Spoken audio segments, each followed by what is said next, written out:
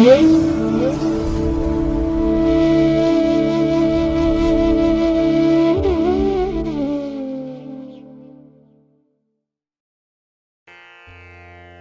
ಮಹಾಗಣಪತೇ ನಮಃ. ಶ್ರೀ ಗುರುಭ್ಯೋ ನಮಃ. ಹರಿ ಓಂ. ಪ್ರೀತಿಯ ವೀಕ್ಷಕ ಬಂಧುಗಳೇ, ತಮಗೆಲ್ಲರಿಗೂ ಸಿರಿಗನ್ನಡ ಸುದ್ದಿವಾಹಿನಿಗೆ ಸ್ವಾಗತ. ದಯಾಮಯನಾದಂಥ ಭಗವಂತನ ಅನುಗ್ರಹ ತಮ್ಮೆಲ್ಲರಿಗೆ ಪ್ರಾಪ್ತಿಯಾಗಲಿ, ತಮ್ಮೆಲ್ಲರ ಜೀವನ ಆರೋಗ್ಯದಾಯಕವಾಗಿರಲಿ, ಸಂತೃಪ್ತಿದಾಯಕವಾಗಿರಲಿ ಎಂದು ಭಗವಂತನಲ್ಲಿ ಪ್ರಾರ್ಥನೆಯನ್ನು ಮಾಡ್ತಾ ಈ ದಿನದ ಪಂಚಾಂಗ ಫಲವನ್ನು ನೋಡೋಣ. ಹಾಗೆ ಈ ದಿನದ ವಿಶೇಷತೆ ಏನಿದೆ, ದ್ವಾದಶ ರಾಶಿಯವರ ಗೋಚಾರ ಫಲಾಫಲಗಳು ಹೇಗಿವೆ ಅನ್ನುವಂಥ ವಿಚಾರಗಳನ್ನು ಕೂಡ ತಿಳ್ಕೊಳ್ಳೋಣ. ಈ ದಿನ 2026 ಜುಲೈ ತಿಂಗಳ 22ನೇ ತಾರೀಕು ಸೌಮ್ಯವಾಸರ ಅಂದರೆ ಬುಧವಾರ. ಇದು ಶ್ರೀ ಪರಾಭವ ನಾಮ ಸಂವತ್ಸರದ ದಕ್ಷಿಣಾಯನ ಗ್ರೀಷ್ಮ ಋತು ಆಷಾಢ ಮಾಸದ ಶುಕ್ಲ ಪಕ್ಷದ ಅಷ್ಟಮಿಯ ತಿಥಿ ಇರುವಂಥ ದಿನ. ಈ ಅಷ್ಟಮಿ ಈ ದಿನ ಬೆಳಿಗ್ಗೆ 7:21 ಇರಲಿದೆ. ನಂತರ ನವಮಿ ಆರಂಭ ಆಗುತ್ತೆ. ಈ ದಿನದ ನಕ್ಷತ್ರ ಸ್ವಾತಿ ನಕ್ಷತ್ರ. ಇದು ಈ ದಿನ ರಾತ್ರಿ 1:32 ಇರಲಿದೆ. ನಂತರ ವಿಶಾಖ ನಕ್ಷತ್ರ ಆರಂಭ ಆಗುತ್ತೆ. ಈ ದಿನದ ಕರ್ಣ ಪೂರ್ವಕರ್ಣ ಬಾಳವ. ಇದು ಈ ದಿನ ಸಂಜೆ 6:08 ಇರಲಿದೆ. ನಂತರ ಉತ್ತರ ಕರ್ಣ ಕೌಳವ ಆರಂಭ ಆಗುತ್ತೆ. ಈ ದಿನದ ಯೋಗ ಸಾಧ್ಯ ಯೋಗ. ಇದು ಈ ದಿನ ಸಂಜೆ 6:41 ಇರಲಿದೆ. ನಂತರ ಶುಭ ಯೋಗ ಆರಂಭ ಆಗುತ್ತೆ. ಇನ್ನು ಈ ದಿನ ದಿಕ್ಷೂಲೆ ಇರುವಂಥದ್ದು ಉತ್ತರ ದಿಕ್ಕಿಗೆ. ಹಾಗೆ ಈ ದಿನ ಸೂರ್ಯ ಇರುವಂಥ ರಾಶಿ ಕರ್ಕಾಟಕ, ಚಂದ್ರ ಇರುವಂಥ ರಾಶಿ ತುಲಾ. ಇನ್ನು ಈ ದಿನ ರಾಹುಕಾಲ ಇರುವಂಥ ಸಮಯ ಈ ದಿನ ಮಧ್ಯಾಹ್ನ 12:30 ಮಧ್ಯಾಹ್ನ 2:05 ಉಳಿಕ ಕಾಲ ಈ ದಿನ ಬೆಳಿಗ್ಗೆ 10:54 ಮಧ್ಯಾಹ್ನ 12:30 ಇನ್ನು ಯಮಗಂಡ ಕಾಲ ಈ ದಿನ ಬೆಳಿಗ್ಗೆ 7:42 ಬೆಳಿಗ್ಗೆ 9:18 ಇರಲಿದೆ. ಇನ್ನು ಈ ದಿನ ದುಷ್ಟ ಮುಹೂರ್ತ ಇರುವಂಥ ಸಮಯ ಈ ದಿನ ಬೆಳಿಗ್ಗೆ 11:59 ಮಧ್ಯಾಹ್ನ 12:54 ದುಷ್ಟ ಮುಹೂರ್ತದ ಸಮಯ. ಹಾಗಾಗಿ ಈ ಸಮಯದಲ್ಲಿ ಯಾವುದೇ ಪ್ರಯಾಣವನ್ನಾಗಲಿ ಯಾವುದೇ ಶುಭ ಕಾರ್ಯಗಳನ್ನಾಗಲಿ ಆರಂಭ ಮಾಡಬೇಡಿ. ಏಕೆಂದರೆ ನೀವು ಯಾವುದೇ ಚಟುವಟಿಕೆಗಳನ್ನು ಈ ದುರ್ಮುಹೂರ್ತದ ಸಮಯದಲ್ಲಿ ಆರಂಭ ಮಾಡಿದರೆ ಅದರಿಂದ ಬರುವಂಥ ಫಲಿತಾಂಶಗಳು ಅಷ್ಟೊಂದು ಅನುಕೂಲಕರವಾಗಿ ಇರೋದಿಲ್ಲ. ಅದರಿಂದಲೇ ಈ ದುಷ್ಟ ಮುಹೂರ್ತವನ್ನು ಅವಾಯ್ಡ್ ಮಾಡುವಂಥದ್ದು ತುಂಬ ಉತ್ತಮ. ಇನ್ನು ಈ ದಿನ ಅಭಿಜಿತ್ ಮುಹೂರ್ತ ಯಾವುದೂ ಇಲ್ಲ. ಹಾಗೆ ಈ ದಿನ ವಿಶೇಷವಾಗಿ ಅಮೃತ ಕಾಲ ಇರುವಂಥ ಸಮಯ ಈ ದಿನ ಮಧ್ಯಾಹ್ನ 1:58 ಅಪರಾಹ್ನ 3:11 ಅಮೃತ ಕಾಲದ ಸಮಯ.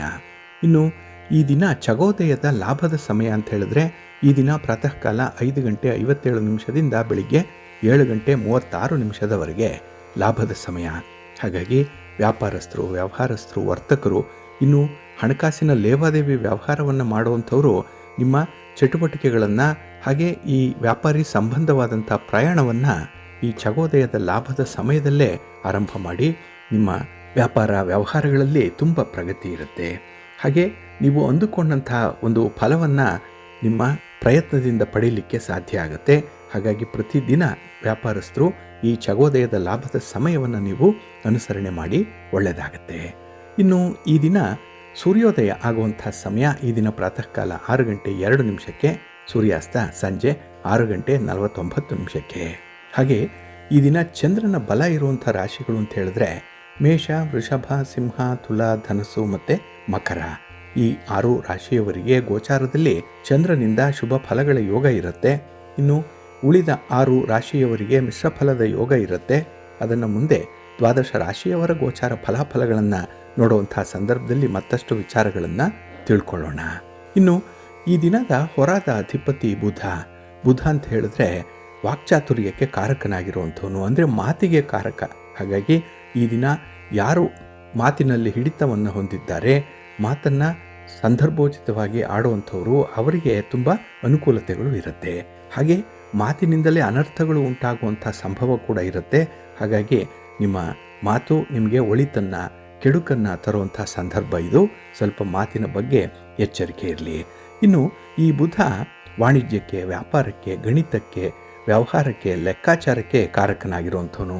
ಹಾಗಾಗಿ ಈ ದಿನ ವ್ಯಾಪಾರಸ್ಥರಿಗೆ ತುಂಬ ಅನುಕೂಲತೆಗಳು ಇರುತ್ತೆ. ಹಾಗೆ ಈ ದಿನದಲ್ಲಿ ಗೆಳೆತನಕ್ಕೆ ಮತ್ತು ಸ್ನೇಹಕ್ಕೆ ಬುಧ ಕಾರಕನಾಗಿರೋದ್ರಿಂದ ಯಾರು ಪಾರ್ಟ್ನರ್ಶಿಪ್ಪಲ್ಲಿ ವ್ಯವಹಾರವನ್ನು ಮಾಡ್ತಾ ಇದ್ದೀರಿ, ಬಿಸ್ನೆಸ್ ಮಾಡ್ತಾ ಇದ್ದೀರಿ, ಅವ್ರಿಗೂ ಕೂಡ ತುಂಬ ಅನುಕೂಲತೆಗಳು ಇರುವಂಥ ಸಂದರ್ಭ. ಹಾಗೆ ಕಲಿಕೆಗೆ ಮತ್ತು ಬರವಣಿಗೆಗೆ ಬುಧ ಕಾರಕ. ಹಾಗಾಗಿ ವಿದ್ಯಾರ್ಥಿಗಳಿಗೂ ಕೂಡ ಈ ದಿನ ತುಂಬ ಅನುಕೂಲತೆಗಳು ಇರುತ್ತೆ.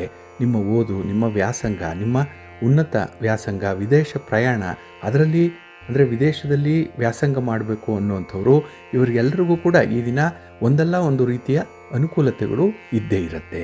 ಹಾಗಾಗಿ ಈ ಬುಧನ ಕಾರಕತ್ವಗಳು ಬಹಳ ವಿಶೇಷವಾಗಿ ನಮ್ಮ ಒಂದು ಪ್ರತಿಭೆಯನ್ನು ಹೆಚ್ಚಿಸ್ಕೊಳ್ಳಿಕ್ಕೆ, ಹಾಗೆ ಈ ಪ್ರತಿಭೆಗೆ ತಕ್ಕಂಥ ಅವಕಾಶಗಳು ಸಿಕ್ಕಾಗ ಅದನ್ನು ಬಳಸ್ಕೊಳ್ಳಿಕ್ಕೆ ನಮಗೆ ವಿಶೇಷವಾಗಿ ಬುದ್ಧಿಶಕ್ತಿ ಬೇಕಾಗುತ್ತೆ. ಅದನ್ನು ಬುಧ ಕೊಡುವಂಥವನು. ಹಾಗಾಗಿ ಈ ದಿನದ ಕೆಲಸ ಕಾರ್ಯಗಳಲ್ಲಿ ಬುಧನಿಂದ ವಿಶೇಷವಾದಂಥ ಫಲ ಸಿಕ್ಕತ್ತೆ. ಇಲ್ಲಿ ಬುಧ ಅಂದರೆ ಲಾಭ. ಹಾಗಾಗಿ ಎಲ್ಲ ರೀತಿಯಲ್ಲೂ ಕೂಡ ಲಾಭಕರವಾಗಿ ಹಾಗೆ ಅನುಕೂಲಕರವಾದಂಥ ಸಂದರ್ಭಗಳಿರುತ್ತೆ. ಅದರಲ್ಲೂ ಈ ದಿನದ ಕೆಲಸ ಕಾರ್ಯಗಳನ್ನು ನೀವು ಆದಷ್ಟು ಗುರುಹೋರದಲ್ಲಿ ಆರಂಭ ಮಾಡೋದರಿಂದ ಅದು ನಿಮಗೆ ಉತ್ತಮವಾದಂಥ ಫಲವನ್ನು ತರುತ್ತೆ. ಏಕೆಂದರೆ ಗುರು ಎಲ್ಲ ಕೆಲಸ ಕಾರ್ಯಗಳಿಗೂ ಕೂಡ ಅನುಕೂಲವನ್ನು ಕಲ್ಪಿಸುವಂಥವನು. ಹಾಗಾಗಿ ಈ ದಿನ ಗುರುಹೋರ ಇರುವಂಥ ಸಮಯ ಈ ದಿನ ಬೆಳಿಗ್ಗೆ 9 ಗಂಟೆ 1 ನಿಮಿಷದಿಂದ ಬೆಳಿಗ್ಗೆ 10 ಗಂಟೆ 10 ನಿಮಿಷದವರೆಗೆ, ಇನ್ನು ಸಂಜೆ 5 ಗಂಟೆ 1 ನಿಮಿಷದಿಂದ ಸಂಜೆ 6 ಗಂಟೆ 9 ನಿಮಿಷದವರೆಗೆ, ಹಾಗೆ ರಾತ್ರಿ 11 ಗಂಟೆ 36 ನಿಮಿಷದಿಂದ ರಾತ್ರಿ 12 ಗಂಟೆ 27 ನಿಮಿಷದವರೆಗೆ ಗುರುಹೋರ ಇರುವಂಥ ಸಮಯ. ಇದನ್ನು ಈ ದಿನ ನೀವು ಅನುಸರಣೆ ಮಾಡ್ಬೋದು, ಒಳ್ಳೆಯದಾಗತ್ತೆ. ಆದರೆ ಈ ದಿನ ಇರುವಂಥ ಶನಿ ಹೋರ ಇದೆಯಲ್ಲ, ಇದರಲ್ಲಿ ನಿಮ್ಮ ಕೆಲಸ ಕಾರ್ಯಗಳು ಆರಂಭ ಆದರೆ ತುಂಬ ತಡ ಆಗುತ್ತೆ. ಏಕೆಂದರೆ ಶನಿ ನಿಧಾನ ಗತಿಯಲ್ಲಿ ಚಲಿಸೋನಾದ್ದರಿಂದ ನಿಮ್ಮ ಕೆಲಸ ಕಾರ್ಯಗಳು ಕೂಡ ನಿಧಾನವಾಗಿ ಆರಂಭ ಆಗುತ್ತೆ, ಫಲಿತಾಂಶಗಳು ಕೂಡ ತುಂಬ ತಡವಾಗಿ ಬರುತ್ತೆ. ಹಾಗಾಗಿ ನಿಮ್ಮ ತಾಳ್ಮೆ ಪರೀಕ್ಷೆಗೆ ಒಳಪಡುವಂಥ ಸಂದರ್ಭ ಇದು. ಅದಕ್ಕಾಗಿಯೇ ಯಾವುದೇ ರೀತಿಯ ಪ್ರಮುಖವಾಗಿರುವಂಥ ಕೆಲಸ ಕಾರ್ಯಗಳು ಈ ಶನಿ ಹೋರಾದಲ್ಲಿ ಆರಂಭ ಆಗಬಾರ್ದು. ಆ ರೀತಿ ಸ್ವಲ್ಪ ಈ ದಿನ ನೋಡಿಕೊಳ್ಳುವಂಥದ್ದು ಉತ್ತಮ.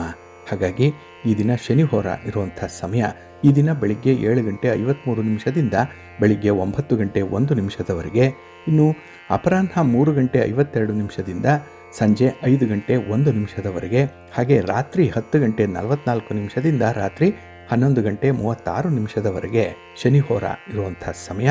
ಇದನ್ನು ಈ ದಿನ ಸ್ವಲ್ಪ ಅವಾಯ್ಡ್ ಮಾಡ್ಕೊಳ್ಳಿ, ಒಳ್ಳೆಯದಾಗತ್ತೆ. ಹಾಗೆ ಈ ದಿನ ಇರುವಂಥ ಬುಧ ಹೋರ ಮಾತ್ರ ತುಂಬ ಚೆನ್ನಾಗಿದೆ, ತುಂಬ ಫೇವರಬಲ್ ಆಗಿದೆ. ಅದರಲ್ಲೂ ವ್ಯಾಪಾರಕ್ಕೆ, ವ್ಯವಹಾರಕ್ಕೆ, ನಿಮ್ಮ ಪ್ರಯಾಣಕ್ಕೆ, ವ್ಯಾಪಾರಿ ಸಂಬಂಧವಾದಂಥ ಯಾವುದೇ ಚಟುವಟಿಕೆಗಳನ್ನು ಆರಂಭ ಮಾಡಲಿಕ್ಕೆ ಬುಧ ಹೋರ ತುಂಬ ಅನುಕೂಲಕರವಾಗಿ ಇರುವಂಥದ್ದು. ಹಾಗಾಗಿ ಈ ದಿನ ಬುಧ ಹೋರ ಇರುವಂಥ ಸಮಯ ಈ ದಿನ ಬೆಳಿಗ್ಗೆ 5 ಗಂಟೆ 36 ನಿಮಿಷದಿಂದ ಬೆಳಿಗ್ಗೆ 6 ಗಂಟೆ 44 ನಿಮಿಷದವರೆಗೆ, ಇನ್ನು ಮಧ್ಯಾಹ್ನ 1 ಗಂಟೆ 35 ನಿಮಿಷದಿಂದ ಮಧ್ಯಾಹ್ನ 2 ಗಂಟೆ 44 ನಿಮಿಷದವರೆಗೆ, ಹಾಗೆ ರಾತ್ರಿ 9 ಗಂಟೆ 1 ನಿಮಿಷದಿಂದ ರಾತ್ರಿ 9 ಗಂಟೆ 52 ನಿಮಿಷದವರೆಗೆ ಬುಧ ಹೋರ ಇರುವಂಥ ಸಮಯ. ಇದನ್ನು ಈ ದಿನ ನೀವು ಅನುಸರಣೆ ಮಾಡ್ಬೋದು, ಒಳ್ಳೆಯದಾಗತ್ತೆ. ಆದರೆ ಈ ದಿನ ಇರುವಂಥ ಶುಕ್ರ ಹೋರ ಇದೆಯಲ್ಲ, ಇದು ಅಷ್ಟೊಂದು ಅನುಕೂಲಕರವಾಗಿಲ್ಲ, ಸ್ವಲ್ಪ ಅನ್ಫೇವರಬಲ್ ಆಗಿ ಇರುವಂಥದ್ದು. ಅದರಲ್ಲೂ ಈ ವಿವಾಹಕ್ಕೆ ಸಂಬಂಧಪಟ್ಟಂತಹ ಯಾವುದೇ ಚಟುವಟಿಕೆಗಳನ್ನಾಗಲಿ ಯಾವುದೇ ಪೂರ್ವ ಸಿದ್ಧತೆಗಳನ್ನಾಗಲಿ ಮಾಡಿಕೊಳ್ಳಿಕ್ಕೆ ಶುಕ್ರ ಹೋರ ಅಷ್ಟೊಂದು ಅನುಕೂಲಕರವಾಗಿಲ್ಲ. ಇನ್ನು ವ್ಯಾಪಾರ ವ್ಯವಹಾರದ ವಿಸ್ತರಣೆ ಆಗಲಿ, ಬಂಡವಾಳ ತೊಡಗಿಸುವಂಥದ್ದಾಗಲಿ, ಹಣಕಾಸಿನ ವ್ಯವಹಾರಗಳನ್ನು ಮುಂದುವರಿಸುವಂಥದ್ದಕ್ಕಾಗಲಿ ಶುಕ್ರ ಹೋರದಲ್ಲಿ ಯಾವುದೇ ಪ್ರಯತ್ನವನ್ನು ಮಾಡಬೇಡಿ. ಇನ್ನು ಇಂಟೀರಿಯರ್ ಡಿಸೈನರ್ಸ್ಗಾಗಲಿ, ರೇಷ್ಮೆ ವ್ಯಾಪಾರಿಗಳಿಗಾಗಲಿ ಶುಕ್ರ ಹೋರಾದಿಂದ ಕೂಡ ಅಷ್ಟೊಂದು ಅನುಕೂಲತೆಗಳು ಇರಲ್ಲ. ವ್ಯಾಪಾರ ವ್ಯವಹಾರಗಳು ಸ್ವಲ್ಪ ತಟಸ್ಥ ಆಗುವಂಥದ್ದಿದೆ. ಹಾಗಾಗಿ ಈ ದಿನ ಇರುವಂಥ ಶುಕ್ರ ಹೋರವನ್ನು ಸ್ವಲ್ಪ ಅವಾಯ್ಡ್ ಮಾಡಿಕೊಳ್ಳುವಂಥದ್ದು ಉತ್ತಮ. ಇದು ಈ ದಿನ ಮಧ್ಯಾಹ್ನ 12 ಗಂಟೆ 27 ನಿಮಿಷದಿಂದ ಮಧ್ಯಾಹ್ನ 1 ಗಂಟೆ 35 ನಿಮಿಷದವರೆಗೆ, ಹಾಗೆ ರಾತ್ರಿ 8 ಗಂಟೆ 9 ನಿಮಿಷದಿಂದ ರಾತ್ರಿ 9 ಗಂಟೆ 1 ನಿಮಿಷದವರೆಗೆ, ಇನ್ನು ಮಧ್ಯರಾತ್ರಿ 2 ಗಂಟೆ 10 ನಿಮಿಷದಿಂದ ರಾತ್ರಿ 3 ಗಂಟೆ 2 ನಿಮಿಷದವರೆಗೆ ಶುಕ್ರ ಹೋರ ಇರುವಂಥ ಸಮಯ. ಇದನ್ನು ಈ ದಿನ ಸ್ವಲ್ಪ ಅವಾಯ್ಡ್ ಮಾಡ್ಕೊಳ್ಳಿ, ಒಳ್ಳೆಯದಾಗತ್ತೆ. ಇನ್ನು ಈ ದಿನ ಇರುವಂಥ ಕುಜ ಹೋರ ಇದೆಯಲ್ಲ, ಇದು ತುಂಬ ಅನುಕೂಲಕರವಾಗಿರುವಂಥದ್ದು. ಅದರಲ್ಲೂ ಈ ಭೂಮಿಗೆ ಸಂಬಂಧಪಟ್ಟಂಥ ವ್ಯವಹಾರಗಳನ್ನು ಮುಂದುವರಿಸಲಿಕ್ಕೆ, ನಿಮ್ಮ ಮನೆ, ಸೈಟು, ಜಮೀನು ಇತ್ಯಾದಿಗಳನ್ನು ಮಾರಾಟ ಮಾಡುವಂಥದ್ದಾಗಲಿ, ಖರೀದಿ ಮಾಡುವಂಥದ್ದಾಗಲಿ, ಅಥವಾ ಈ ಖರೀದಿ ಪ್ರಕ್ರಿಯೆಯಲ್ಲಿ ಅಡ್ವಾನ್ಸ್ ಕೊಡುವಂಥದ್ದು, ದಾಖಲೆ ಪತ್ರಗಳಿಗೆ ಸಹಿ ಮಾಡುವಂಥದ್ದು, ರಿಜಿಸ್ಟ್ರೇಷನ್ ಮಾಡಿಸ್ಕೊಳ್ಳುವಂಥ ವಿಚಾರ, ಇದು ಯಾವುದೇ ಇದ್ದರೂ ಈ ದಿನ ಇರುವಂಥ ಈ ಕುಜ ಹೋರದಲ್ಲೇ ಮಾಡಿ, ಒಳ್ಳೆಯ ಫಲ ನಿಮಗೆ ಸಿಕ್ಕತ್ತೆ. ಹಾಗೆ ಕ್ರೀಡಾಪಟುಗಳಿಗಾಗಲಿ, ಸ್ಪರ್ಧಾತ್ಮಕ ಪರೀಕ್ಷೆಯನ್ನು ಎದುರಿಸ್ತಾ ಇರುವಂಥ ವಿದ್ಯಾರ್ಥಿಗಳಿಗಾಗಲಿ ಕುಜಹೋರ ಕೂಡ ತುಂಬ ಫೇವರಬಲ್ ಆಗಿರುತ್ತೆ. ಹಾಗಾಗಿ ನಿಮ್ಮ ಒಂದು ಶಕ್ತಿಯನ್ನು, ನಿಮ್ಮ ಪ್ರತಿಭೆಯನ್ನು ತೋರಿಸಲಿಕ್ಕೆ ಒಳ್ಳೆಯ ಅವಕಾಶ ಈ ಸಂದರ್ಭದಲ್ಲಿ ಸಿಕ್ಕತ್ತೆ. ಹಾಗಾಗಿ ಕುಜಹೋರವನ್ನು ಈ ದಿನ ನೀವು ಅನುಸರಣೆ ಮಾಡ್ಬೋದು. ಅದೇ ರೀತಿ ಈ ಸಾಹಸದ ಕೆಲಸಗಳನ್ನು ಮಾಡುವಂಥ ಕೆಲವು ಇಲಾಖೆಗಳಿದೆ. ಮಿಲಿಟರಿ ಇಲಾಖೆ, ಪೊಲೀಸ್ ಇಲಾಖೆ, ಅಗ್ನಿಶಾಮಕ ದಳ, ಇಲ್ಲೂ ಕೂಡ ಈ ದಿನ ನಿಮ್ಮ ಕೆಲಸಕ್ಕೆ ತಕ್ಕ ಮಾನ್ಯತೆ ಸಿಕ್ಕತ್ತೆ. ಗೌರವ ಸ್ಥಾನಮಾನಗಳು ಕೂಡ ಈ ದಿನ ಸಿಕ್ಕುವಂಥದ್ದಿದೆ ಈ ಕುಜಹೋರದಲ್ಲಿ ನಿಮ್ಮ ಕಾರ್ಯಗಳನ್ನು, ಚಟುವಟಿಕೆಗಳನ್ನು ಆರಂಭ ಮಾಡೋದರಿಂದ.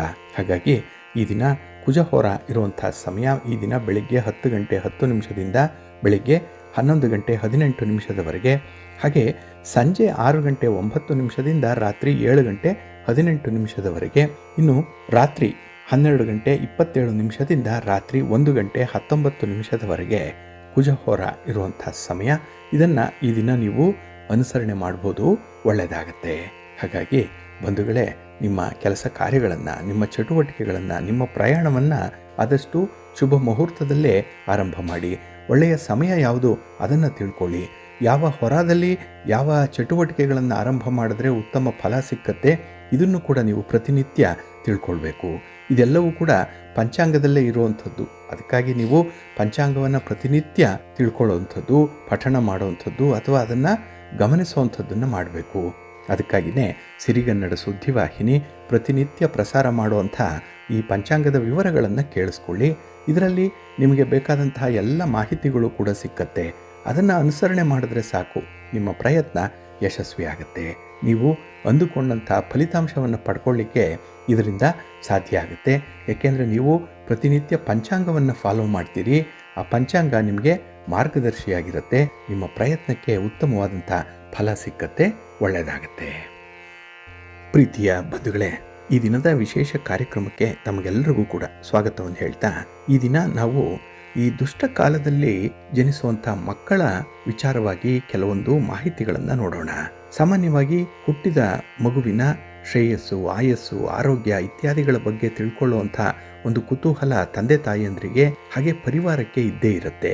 ಅದಕ್ಕಾಗಿಯೇ ಜಾತಕವನ್ನು ಬರೆಸುವಂಥದ್ದು, ಜಾತಕದ ರೀತಿಯಲ್ಲಿ ಮಗುವಿನ ಮುಂದಿನ ಭವಿಷ್ಯ ಹೇಗಿದೆ ಅನ್ನುವಂಥ ವಿಚಾರವನ್ನು ತಿಳ್ಕೊಳ್ಳುವಂಥ ಕುತೂಹಲ ಎಲ್ರಿಗೂ ಇರುವಂಥದ್ದು. ಹಾಗಾಗಿ ಜಾತಕವನ್ನು ಬರೆದಾಗ ಆ ಮಗು ಜನಿಸಿದಂಥ ನಕ್ಷತ್ರ ಬಹಳ ಮುಖ್ಯವಾಗಿ ಗಮನಿಸಬೇಕಾಗತ್ತೆ. ಇಲ್ಲಿ ದುಷ್ಟ ಕಾಲದಲ್ಲಿ ಮಕ್ಕಳೇನಾದರೂ ಜನಿಸಿದ್ರೆ ಅಲ್ಲಿ ತಂದೆ ತಾಯಿಯಂದ್ರಿಗೆ ಮತ್ತೆ ಆ ಹುಟ್ಟಿದ ಮಗುವಿಗೂ ಕೂಡ ಅರಿಷ್ಟ ಉಂಟಾಗುತ್ತೆ. ಅಂದರೆ ಕಷ್ಟಪಡಬೇಕಾಗತ್ತೆ, ತೊಂದರೆಗಳು ಉಂಟಾಗುತ್ತೆ. ಹಾಗಾಗಿ ಯಾವ ಯಾವ ರೀತಿಯ ತೊಂದರೆಗಳಾಗತ್ತೆ ಅನ್ನುವಂಥ ವಿಚಾರಗಳನ್ನು ಮುಂದೆ ನೋಡೋಣ. ಆದರೆ ಈ ದುಷ್ಟ ಕಾಲದಲ್ಲಿ ಜನಿಸುವಂಥ ಮಕ್ಕಳಿಗೆ ನಾವು ಶಾಂತಿ ಕರ್ಮಾಚರಣೆಗಳನ್ನು ಮಾಡಬೇಕು ಅನ್ನುವಂಥ ವಿಚಾರ ಧರ್ಮಶಾಸ್ತ್ರದಲ್ಲಿದೆ. ಅದನ್ನೇ ಗೋಪ್ರಸವ ಶಾಂತಿ ಅಥವಾ ಆಯಾಯ ನಕ್ಷತ್ರಕ್ಕೆ ಸಂಬಂಧಪಟ್ಟಂತಹ ಶಾಂತಿಯನ್ನು ಮಾಡಬೇಕು ಅನ್ನುವಂಥ ಉಲ್ಲೇಖ ಇದೆ.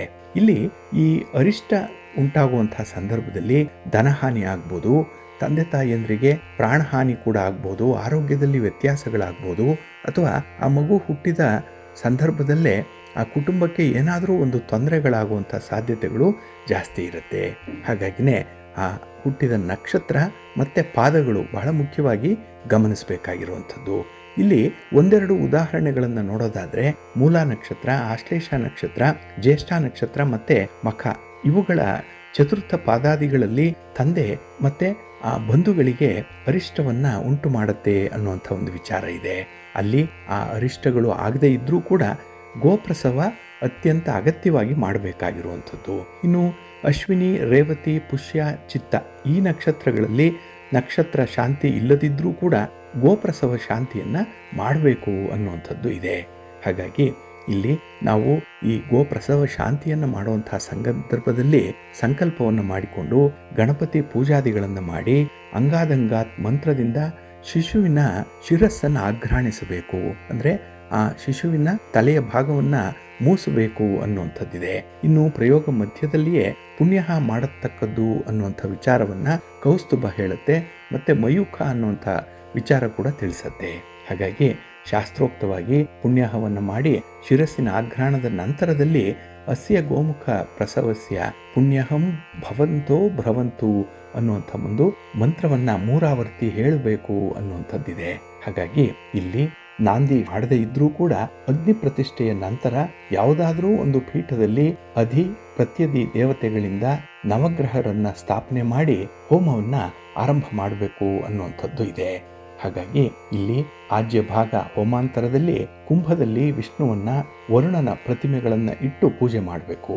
ಪ್ರತಿಮೆಗಳಲ್ಲಿ ವಿಷ್ಣು, ವರುಣ, ಯಕ್ಷ, ಹರರನ್ನ ಪೂಜೆ ಮಾಡಬೇಕು ಅನ್ನುವಂಥದ್ದನ್ನ ಮಯೂಖದಲ್ಲಿ ಹೇಳಲಾಗಿದೆ. ನಂತರ ಅನ್ವಾಧಾನದಂತೆ ಹೋಮಿಸಬೇಕು. ಇದು ಬಹಳ ಸಂಕ್ಷೇಪವಾಗಿ ಮಾಡುವಂತಹ ಒಂದು ಶಾಂತಿ ಕರ್ಮ.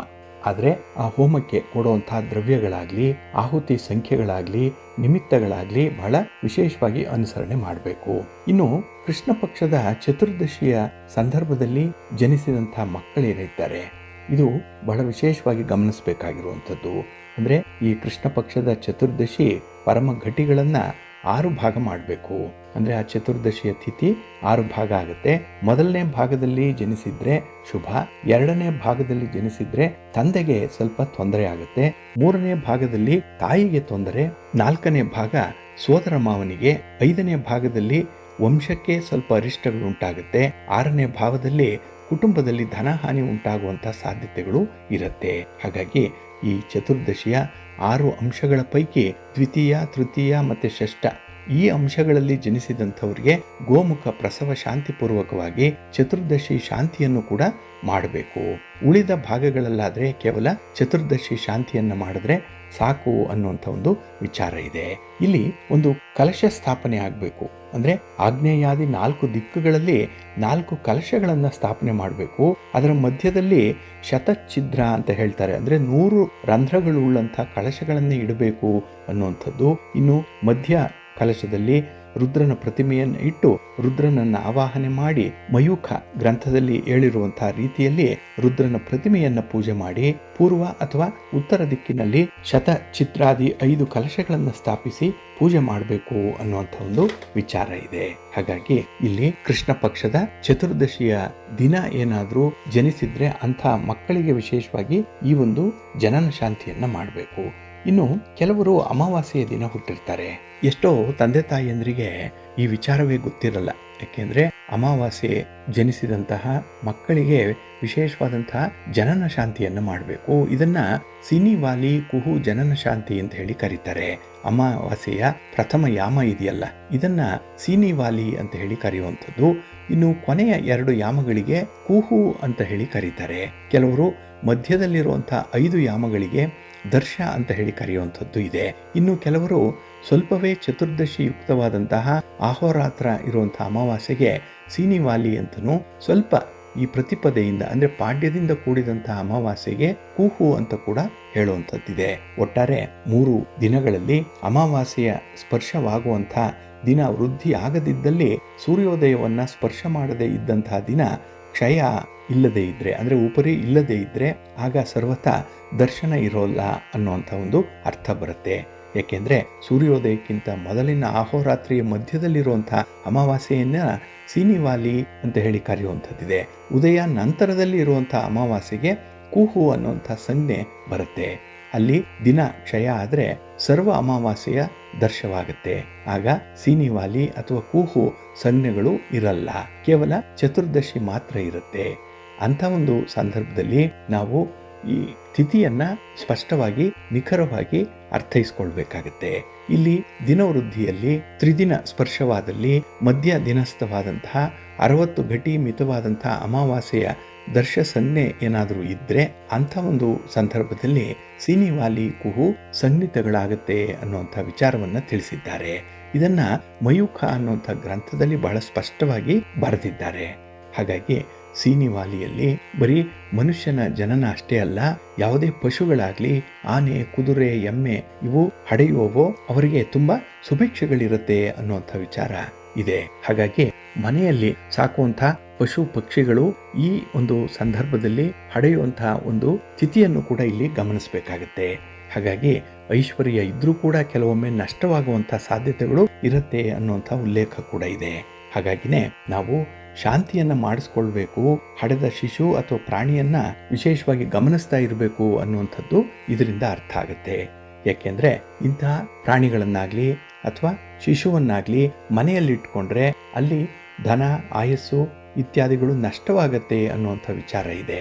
ಹಾಗಾಗಿನೇ ಇಲ್ಲಿ ಸೀನಿವಾಲಿ ಜನನ ಸೂಚಿತ, ಕುಹು ಜನನ ಸೂಚಿತ, ಅರಿಷ್ಟನಾಶ ಹೀಗೆ ಉಂಟಾಗೋದ್ರಿಂದ ಅವಶ್ಯವಾಗಿ ಈ ಶಾಂತಿ ಕರ್ಮಾಚರಣೆಗಳನ್ನ ಮಾಡಬೇಕು ಅನ್ನುವಂಥದ್ದು ಇದೆ. ಈ ಎರಡು ಶಾಂತಿ ಕರ್ಮಗಳಲ್ಲಿ ಚತುರ್ದಶಿ ಶಾಂತಿಯಂತೆ ಶತಛಿದ್ರ ಕಲಶ ಸಹಿತ 5 ಕಲಶವನ್ನ ಮಾಡಿ ಮಧ್ಯದಲ್ಲಿ ಪ್ರಧಾನ ದೇವತೆಯಾದಂಥ ರುದ್ರನನ್ನ ಆವಾಹನೆ ಮಾಡಿ ಪೂಜೆಯನ್ನ ಮಾಡಬೇಕು. ನಂತರ ಗೋವು, ವಸ್ತ್ರ, ಸುವರ್ಣ ಇತ್ಯಾದಿಗಳನ್ನ ದಾನ ಮಾಡಬೇಕು ಅನ್ನುವಂಥ ವಿಚಾರ ಇದೆ. ಇಲ್ಲಿ ನಿಜವಾದಂತಹ ಸುವರ್ಣವನ್ನಾಗ್ಲಿ ಗೋವನ್ನಾಗ್ಲಿ ದಾನ ಮಾಡಲಿಕ್ಕೆ ಸಾಧ್ಯ ಆಗ್ಲಿಲ್ಲ ಅಂದ್ರೆ ಯಥಾಶಕ್ತಿ ಹಣವನ್ನ ದಾನವಾಗಿ ನೀಡಬೇಕು ಅನ್ನುವಂಥದ್ದು. ಜೊತೆಗೆ ದಶದಾನವನ್ನ ಮಾಡಬೇಕು. ಅಂದ್ರೆ ಇಲ್ಲಿ ಗೋವು, ಭೂಮಿ, ತಿಲ, ಹಿರಣ್ಯ, ತುಪ್ಪ, ವಸ್ತ್ರ, ಧಾನ್ಯ, ಬೆಲ್ಲ, ಬೆಳ್ಳಿ, ಉಪ್ಪು ಹೀಗೆ 10 ವಿಧದ ದಾನಗಳನ್ನು ಮಾಡಬೇಕು ಅನ್ನುವಂಥದ್ದು ಇದೆ. ಇನ್ನು ಹಾಲು, ತುಪ್ಪ, ಬೆಲ್ಲ ಇವುಗಳನ್ನ ಪ್ರತ್ಯೇಕವಾಗಿ ದಾನ ಮಾಡಬೇಕು. ಇನ್ನು ಹೋಮ ಮಾಡುವಂಥ ಋತ್ವಿಜರು ಯಾರಿದ್ದಾರೆ ಅವರಿಗೂ ಕೂಡ ತಾಂಬೂಲಗಳನ್ನು ನೀಡಬೇಕು ಅನ್ನುವಂಥ ವಿಚಾರ. ಹಾಗಾಗಿ ದಶದಾನಗಳನ್ನ ದಕ್ಷಿಣೆ ಸಹಿತವಾಗಿ ನೀಡಿ ಅಲ್ಲಿರುವಂತಹ ಹಿರಿಯರಿಗೆ ನಮಸ್ಕರಿಸಬೇಕು ಅನ್ನುವಂಥ ವಿಚಾರ ಇದೆ. ಇನ್ನು ದಶದಾನಾದಿಗಳನ್ನ ಕೊಡುವಂತಹ ಸಂದರ್ಭದಲ್ಲಿ ದಾನಕ್ಕೆ ಒಂದು ಪರಿಮಾಣವನ್ನು ಕೂಡ ಹೇಳಿದೆ ಧರ್ಮಶಾಸ್ತ್ರ. ಏನಂದ್ರೆ 7 ಮೊಳಗಳಿಗೆ ದಂಡ ಅಂತ ಹೇಳಿ ಕರೀತಾರೆ, 30 ದಂಡಗಳಿಗೆ ಒಂದು ವರ್ತನ ಅಂತ ಹೇಳ್ತಾರೆ, 10 ವರ್ತನಗಳಿಗೆ ಒಂದು ಗೋಚರ್ಮ ಅಂತ ಹೇಳಿ ಕರೆಯುವಂಥದ್ದು. ಹಾಗಾಗಿ 2100 ಮೊಳ ಏನಿದೆ ಅದು ಚೌರಸಿನ ಜಾಗ ಅಂತ ಹೇಳ್ತಾರೆ, ಅದು ಗೋಚರ್ಮ ಆಗುತ್ತೆ. ಹಾಗಾಗಿ ಭೂಮಿಯ ದಾನವನ್ನ ಕೊಡುವಂಥವ್ರು ಗೋಚರ್ಮ ಪರಿಮಾಣವನ್ನ ಕೊಡಬೇಕು. ಅಂದ್ರೆ ಅಷ್ಟು ಪ್ರಮಾಣದ ಭೂಮಿಯನ್ನ ದಾನ ಕೊಡಬೇಕು ಅನ್ನುವಂಥದ್ದು ಇದೆ. ಇನ್ನು ಎಳ್ಳನ್ನ ದಾನ ಕೊಡುವಂಥವ್ರು ದ್ರೋಣ ಪರಿಮಾಣದಿಂದ ಕೊಡಬೇಕು. ಸುವರ್ಣ ದಾನದಲ್ಲಿ ಅಥವಾ ಬೆಳ್ಳಿಯ ದಾನದಲ್ಲಿ 10 ಅಥವಾ 5 ಇಲ್ಲ ಕನಿಷ್ಠ 2.5 ಮಾಷದಷ್ಟು ಕೊಡಬೇಕು ಅನ್ನುವಂಥದ್ದು ಇದೆ. ಇನ್ನು ತುಪ್ಪಕ್ಕೆ 40 ಫಲಗಳು ಬರುತ್ತೆ. ವಸ್ತ್ರದ ಪರಿಮಾಣ 3 ಮೊಳ ಇರಬೇಕು ಅನ್ನುವಂಥದ್ದು. ಇನ್ನು ಧಾನ್ಯ, ಬೆಲ್ಲ, ಉಪ್ಪು ಇವುಗಳನ್ನ 10 ದ್ರೋಣ ಕೊಡಬೇಕು ಅನ್ನುವಂಥದ್ದು. ಇಲ್ಲಿ ದ್ರೋಣ ಅನ್ನುವಂಥದ್ದು ಒಂದು ಪರಿಮಾಣ, ಒಂದು ಅಳತೆಯ ಸಾಧನ ಇದು. ಹಾಗಾಗಿ ನಿತ್ಯ ನೈಮಿತ್ತಿಕ ಕಾರ್ಯದಲ್ಲಿ ಹೇಳಿದಂಥ ಪ್ರಮಾಣವನ್ನು ಕೊಡಲಿಕ್ಕೆ ಸಾಧ್ಯ ಇಲ್ಲದಂಥವರು ಯಥಾಶಕ್ತಿಯಾಗಿ ಅವುಗಳ ಪ್ರತಿನಿಧಿಯಾಗಿ ಯಥಾಶಕ್ತಿ ಹಣವನ್ನು ಕೊಡಬಹುದು ಅನ್ನುವಂಥದ್ದು ಕೂಡ ಇದೆ. ಹಾಗಾಗಿ ಹೋಮ ಮುಗಿದ ಮೇಲೆ ಬಲಿದಾನವನ್ನ, ಅಭಿಷೇಕಾದಿಗಳನ್ನ ಮಾಡಿ ಅಲ್ಲಿಗೆ ಸೀನಿವಾಲಿ ಕುಹು ಜನನ ಶಾಂತಿ ಮುಕ್ತಾಯ ಆಗುತ್ತೆ. ಇದು ಬಹಳ ವಿಶೇಷವಾಗಿ ಅನುಸರಣೆ ಮಾಡಬೇಕಾಗಿರುವಂಥದ್ದು.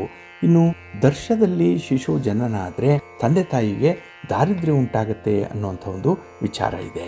ಹಾಗಾಗಿ ಈ ದರ್ಶ ಶಾಂತಿಯ ಸಂದರ್ಭದಲ್ಲಿ ಮಾತಾ ಪಿತೃಗಳಿಗೆ ಮತ್ತೆ ಆ ಮಗುವಿಗೆ ಕಲಶೋದಕದಿಂದ ಅಭಿಷೇಕವನ್ನ ಮಾಡಿ ಆಮೇಲೆ ಸ್ವಿಷ್ಟಕೃತ್ ಬಲಿದಾನಾದಿಗಳನ್ನ ಮಾಡಬೇಕು ಅನ್ನುವಂಥ ವಿಚಾರ ಇದೆ. ಒಟ್ಟಾರೆ ಇಲ್ಲಿ ಮಗು ಜನಿಸಿದಂತಹ ಈ ಕೃಷ್ಣ ಪಕ್ಷದ ಚತುರ್ದಶಿ ಅಥವಾ ಅಮಾವಾಸ್ಯೆ ಈ 2 ದಿನಗಳನ್ನ ಗಮನಿಸಿಕೊಂಡು ಅದನ್ನ ವಿಶೇಷವಾಗಿ ಈ ಜನನ ಶಾಂತಿಯನ್ನ ಅನುಸರಣೆ ಮಾಡಬೇಕು ಅನ್ನುವಂಥ ವಿಚಾರವನ್ನ ಗಮನಿಸಬೇಕಾಗತ್ತೆ. ಇನ್ನು ಕೆಲವು ನಕ್ಷತ್ರಗಳಲ್ಲಿ ಹುಟ್ಟಿದಂತಹ ಮಕ್ಕಳಿಗೆ ಆಗುವಂತಹ ಅರಿಷ್ಟಗಳು ಯಾವ್ಯಾವುದು ಅದರ ಬಗ್ಗೆ ನಾವು ನಾಳಿನ ಸಂಚಿಕೆಯಲ್ಲಿ ಮತ್ತಷ್ಟು ವಿಚಾರಗಳನ್ನ ತಿಳ್ಕೊಳ್ಳೋಣ. ಪ್ರೀತಿಯ ಬಂಧುಗಳೇ, ಇನ್ನು ಮುಂದೆ 12 ರಾಶಿಯವರ ಗೋಚಾರ ಫಲಾಫಲಗಳು ಹೇಗಿವೆ ನೋಡೋಣ ಬನ್ನಿ. ಮೊದಲಿಗೆ ಮೇಷರಾಶಿ. ಮೇಷರಾಶಿಯವರಿಗೆ ಈ ದಿನ ಕಳತ್ರ ಸ್ಥಾನದಲ್ಲಿ ಚಂದ್ರ ಇರುವಂತಹ ದಿನ. 7ನೇ ಮನೆ ವಿಶೇಷ ಫಲಗಳು ಸಿಕ್ಕುವಂತಹ ಸಂದರ್ಭ ಇದು. ಅದರಲ್ಲೂ ಕುಟುಂಬದ ಬೆಂಬಲ ಈ ದಿನ ಬಹಳ ಚೆನ್ನಾಗಿದೆ. ಕುಟುಂಬಸ್ಥರ ನೆರವು, ಹಣಕಾಸಿನ ವಿಚಾರ ಆಗಲಿ, ಮಾನಸಿಕ ಬೆಂಬಲ ಆಗಲಿ ಈ ದಿನ ನಿಮಗೆ ಸಂದರ್ಭೋಚಿತವಾಗಿ ಸಿಕ್ಕತ್ತೆ. ಹಾಗಾಗಿನೇ ಈ ದಿನ ನಿಮಗೆ ನಿಮ್ಮ ಪ್ರಯತ್ನದಲ್ಲಿ ಉತ್ತಮ ಪ್ರತಿಫಲವನ್ನು ಪಡ್ಕೊಳ್ಳುವಂಥ ಸಂದರ್ಭ. ಇನ್ನು ಈ ದಿನ ನಿಮ್ಮ ಬೆಳವಣಿಗೆಗೆ ತುಂಬ ಅನುಕೂಲಕರವಾದಂಥ ಗ್ರಹ ಸ್ಥಾನಗಳು ಕೂಡ ಇದೆ. ಹಾಗಾಗಿ ಈ ದಿನದ ಪ್ರಯತ್ನದಲ್ಲಿ ನಿಮ್ಮ ಪ್ರತಿಭೆ ಅನಾವರಣಗೊಳ್ಳುವಂಥದ್ದು, ಹಾಗೆ ನಿಮ್ಮ ಒಂದು ಪ್ರತಿಭೆ, ನಿಮ್ಮ ಬುದ್ಧಿವಂತಿಕೆ, ಅನುಭವ ಇದರಿಂದ ಈ ದಿನ ಒಂದು ಒಳ್ಳೆಯ ಕಾರ್ಯವನ್ನು ಸಾಧನೆ ಮಾಡಿ ತೋರಿಸುವಂಥದ್ದು ಕೂಡ ಇದೆ.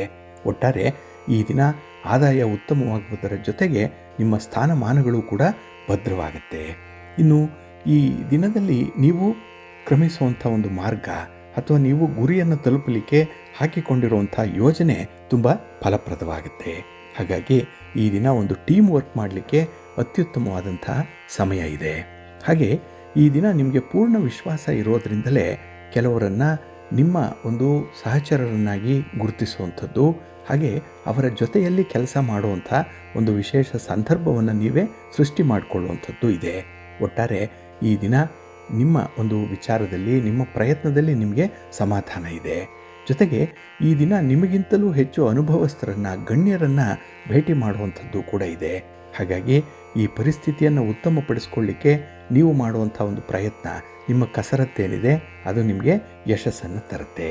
ಹಾಗೆ ಈ ದಿನ ಕುಟುಂಬದ ಜೊತೆಯಲ್ಲಿ ಒಂದು ಸಣ್ಣ ಮಟ್ಟದಲ್ಲಿ ಪ್ರಯಾಣ ಮಾಡುವಂಥದ್ದು, ದೇವಾಲಯ ದರ್ಶನ ಮಾಡುವಂಥದ್ದು, ಹಾಗೆ ಕುಟುಂಬದ ಇಡೀ ಜವಾಬ್ದಾರಿಯನ್ನು ಈ ದಿನ ನಿರ್ವಹಣೆ ಮಾಡುವಂಥದ್ದು, ಸೆನ್ಸ್ ಆಫ್ ರೆಸ್ಪಾನ್ಸಿಬಿಲಿಟಿ ಬಹಳ ಅತ್ಯುತ್ತಮವಾಗಿರುತ್ತೆ. ಒಟ್ಟಾರೆ ಈ ದಿನ ನಿಮಗೆ ಸಮಾಧಾನಕರವಾದಂಥ ದಿನ. ಅದಕ್ಕಾಗಿಯೇ ನಿಮ್ಮ ಮನೆ ದೇವರನ್ನು ಸ್ಮರಣೆ ಮಾಡ್ತಾ ಇರಿ. ಮಹಾವಿಷ್ಣುವನ್ನು, ಮಹಾಲಕ್ಷ್ಮಿಯನ್ನು ಆರಾಧನೆ ಮಾಡಿ, ಒಳ್ಳೆಯದಾಗುತ್ತೆ. ನಿಮ್ಮ ಅದೃಷ್ಟದ ಬಣ್ಣ ಕೆಂಪು, ಅದೃಷ್ಟದ ದಿಕ್ಕು ಪೂರ್ವ ದಿಕ್ಕು, ಅದೃಷ್ಟ ಸಂಖ್ಯೆ 1. ವೃಷಭ ರಾಶಿ.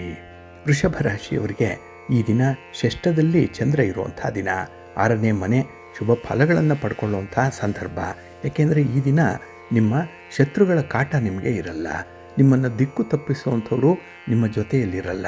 ಹಾಗಾಗಿಯೇ ಈ ದಿನ ಹಿತಶತ್ರುಗಳಿಂದ ದೂರ ಇದ್ದು ಬಹಳ ನಿರಾಳವಾಗಿ ಕೆಲಸವನ್ನು ಮಾಡುವಂಥ ಸಾಧ್ಯತೆಗಳು ತುಂಬ ಇರುತ್ತೆ. ಹಾಗೆ ಈ ದಿನ ಸಾಮಾಜಿಕ ಕಾರ್ಯಕ್ರಮವೊಂದರಲ್ಲಿ ಭಾಗವಹಿಸುವಂಥದ್ದು ಕೂಡ ಇದೆ.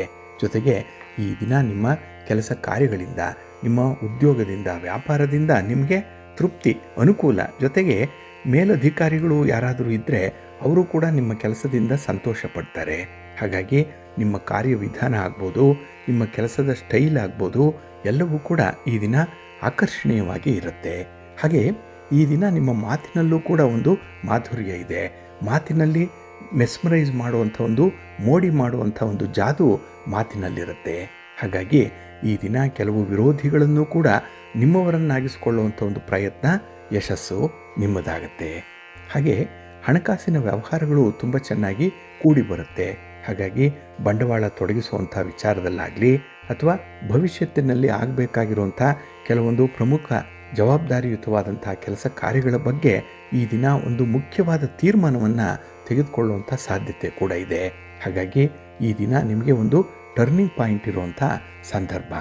ಹಾಗೆ ಹೊಸ ಉದ್ಯೋಗದ ಪ್ರಯತ್ನಗಳು ಕೂಡ ಫಲವನ್ನು ನೀಡುತ್ತೆ.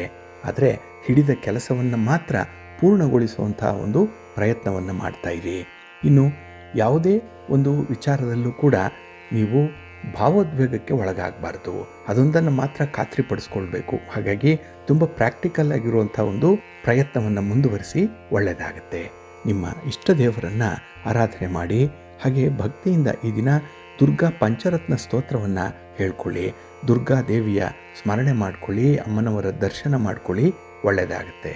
ನಿಮ್ಮ ಅದೃಷ್ಟದ ಬಣ್ಣ ಕೆಂಪು, ಅದೃಷ್ಟದ ದಿಕ್ಕು ಪೂರ್ವ ದಿಕ್ಕು, ಅದೃಷ್ಟ ಸಂಖ್ಯೆ 1. ಮಿಥುನ ರಾಶಿ. ಮಿಥುನ ರಾಶಿಯವರಿಗೆ ಈ ದಿನ ಪಂಚಮದಲ್ಲಿ ಚಂದ್ರ ಇರೋದರಿಂದ ನಿಮಗೆ ಮಿಶ್ರ ಫಲಗಳಿರುವಂಥ ಸಂದರ್ಭ.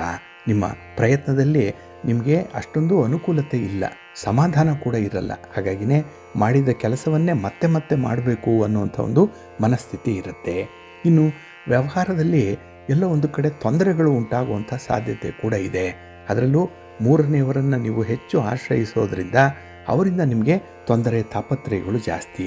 ಇನ್ನು ಈ ದಿನ ಸ್ನೇಹಿತರ ಸಹಾಯದಿಂದ ಸಮಸ್ಯೆಯನ್ನು ಬಗೆಹರಿಸ್ಕೊಳ್ಳಿಕ್ಕೆ ಪ್ರಯತ್ನ ಪಡ್ತೀರಿ, ಆದರೂ ಭಾಗಶಃ ಅದರಲ್ಲಿ ಯಶಸ್ವಿಯಾಗುವಂಥದ್ದು ಇದೆ. ಒಟ್ಟಾರೆ ಈ ದಿನ ಒಂದು ಸಮಸ್ಯೆ ಕಾಣಿಸ್ಕೊಳ್ತು ಅಂದರೆ ಅದು ಪೂರ್ಣವಾಗಿ ಬಗೆಹರಿಯಲ್ಲ. ಅದಕ್ಕಾಗಿಯೇ ಪರಿತಪಿಸಬೇಕಾಗುತ್ತೆ, ಅದಕ್ಕಾಗಿಯೇ ಚಿಂತೆಯನ್ನು ಮಾಡಬೇಕಾಗುತ್ತೆ ಈ ದಿನ. ಇನ್ನು ಮನೆಯಲ್ಲಿ ಸ್ವಲ್ಪ ವಾತಾವರಣ ಬಿಗುವಿನಿಂದ ಕೂಡಿರುವಂಥದ್ದು, ಅಷ್ಟೊಂದು ಸಂತೋಷ ಅನ್ನುವಂಥದ್ದು ಮನೆಯಲ್ಲಿ ಇರಲ್ಲ. ಅದರಲ್ಲೂ ಈ ಕೆಲಸದ ಸ್ಥಳದಲ್ಲಿ ನಿಮ್ಮ ಬಗ್ಗೆ ಇಲ್ಲ ಸಲ್ಲದ ಆರೋಪಗಳು ಬರುತ್ತೆ, ಯಾರೋ ಚಾಡಿ ಹೇಳುವಂಥದ್ದು. ಹಾಗಾಗಿ ನಿಮ್ಮ ಸಹೋದ್ಯೋಗಿಗಳು, ನಿಮ್ಮ ಮೇಲಧಿಕಾರಿಗಳು ನಿಮ್ಮ ಬಗ್ಗೆ ಸ್ವಲ್ಪ ಅಸಮಾಧಾನ ವ್ಯಕ್ತಪಡಿಸುವಂಥ ಸಾಧ್ಯತೆ ಇರುತ್ತೆ. ಆದರೆ ಇಂಥದ್ದಕ್ಕೆಲ್ಲ ನೀವು ತಲೆ ಕೆಡಿಸ್ಕೊಂಡ್ರೆ ನಿಮ್ಮ ಗುರಿಯನ್ನು ತಲುಪಲಿಕ್ಕೆ ಸಾಧ್ಯ ಆಗಲ್ಲ, ಹಿಡಿದ ಕೆಲಸ ಪೂರ್ಣ ಆಗಲ್ಲ. ಅದಕ್ಕಾಗಿ 3ನೇವರ ಮಾತಿಗೆ ಅಷ್ಟೊಂದು ಮಾನ್ಯತೆಯನ್ನು ಕೊಡಬೇಡಿ. ಇನ್ನು ಈ ದಿನ ನಿಮ್ಮಿಂದ ಸಹಾಯ ಬಯಸಿ ಬರುವಂಥವ್ರಿಗೆ ಸೂಕ್ತವಾದ ಮಾರ್ಗದರ್ಶನ ನೀಡಿ, ಕೈಲಾದರೆ ಸಹಾಯ ಮಾಡಿ, ಇಲ್ಲಾಂದರೆ ಒಳ್ಳೆಯ ಮಾತುಗಳನ್ನಾದರೂ ಆಡಿ, ಸಾಂತ್ವನದ ಮಾತುಗಳನ್ನಾದರೂ ಹೇಳಿ ಕಳಿಸುವಂಥದ್ದು ಉತ್ತಮ. ಒಟ್ಟಾರೆ ಈ ದಿನ ಯಾವುದೇ ರೀತಿಯ ರಿಸ್ಕನ್ನು ತೆಗೆದುಕೊಳ್ಬೇಡಿ.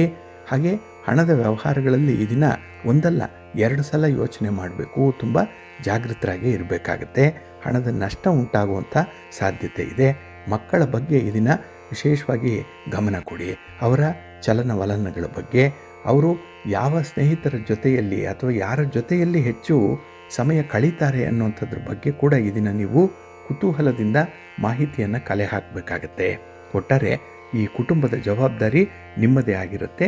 ಸ್ವಲ್ಪ ಎಚ್ಚರಿಕೆಯಿಂದ ಮುಂದುವರಿರಿ. ನಿಮ್ಮ ಇಷ್ಟ ದೇವರನ್ನು ಆರಾಧನೆ ಮಾಡಿ, ಮಹಾಗಣಪತಿಯನ್ನು ಈ ದಿನ ಪ್ರಾರ್ಥನೆ ಮಾಡ್ಕೊಳ್ಳಿ, ಸ್ತೋತ್ರ ಹೇಳ್ಕೊಳ್ಳಿ, ಒಳ್ಳೆಯದಾಗತ್ತೆ. ನಿಮ್ಮ ಅದೃಷ್ಟದ ಬಣ್ಣ ತಿಳಿ ಹಸಿರು, ಅದೃಷ್ಟದ ದಿಕ್ಕು ಈಶಾನ್ಯ ದಿಕ್ಕು, ಅದೃಷ್ಟ ಸಂಖ್ಯೆ 3. ಕರ್ಕಾಟಕ ರಾಶಿ. ಕರ್ಕಾಟಕ ರಾಶಿಯವರಿಗೆ ಈ ದಿನ ಚತುರ್ಥದಲ್ಲಿ ಚಂದ್ರ ಇರುವಂಥ ದಿನ. 4ನೇ ಮನೆ, ಮಿಶ್ರ ಫಲಗಳಿರುತ್ತೆ. ಜೊತೆಗೆ ಈ ದಿನ ನಿಮ್ಮ ಆರೋಗ್ಯದ ಕಡೆ ಕೂಡ ಗಮನ ಕೊಡಬೇಕಾಗತ್ತೆ. ಹಾಗೆ ಅನಗತ್ಯವಾದಂಥ ಚರ್ಚೆಗಳನ್ನು ನೀವು ತಪ್ಪಿಸಬೇಕು. ಇದರಿಂದಲೇ ವಾದ ವಿವಾದಗಳು ಉಂಟಾಗುವಂಥದ್ದು ಕೊನೆಗೆ ಈ ಮನಸ್ತಾಪ ಭಿನ್ನಾಭಿಪ್ರಾಯಗಳೊಂದಿಗೆ ಮುಕ್ತಾಯ ಆಗುತ್ತೆ.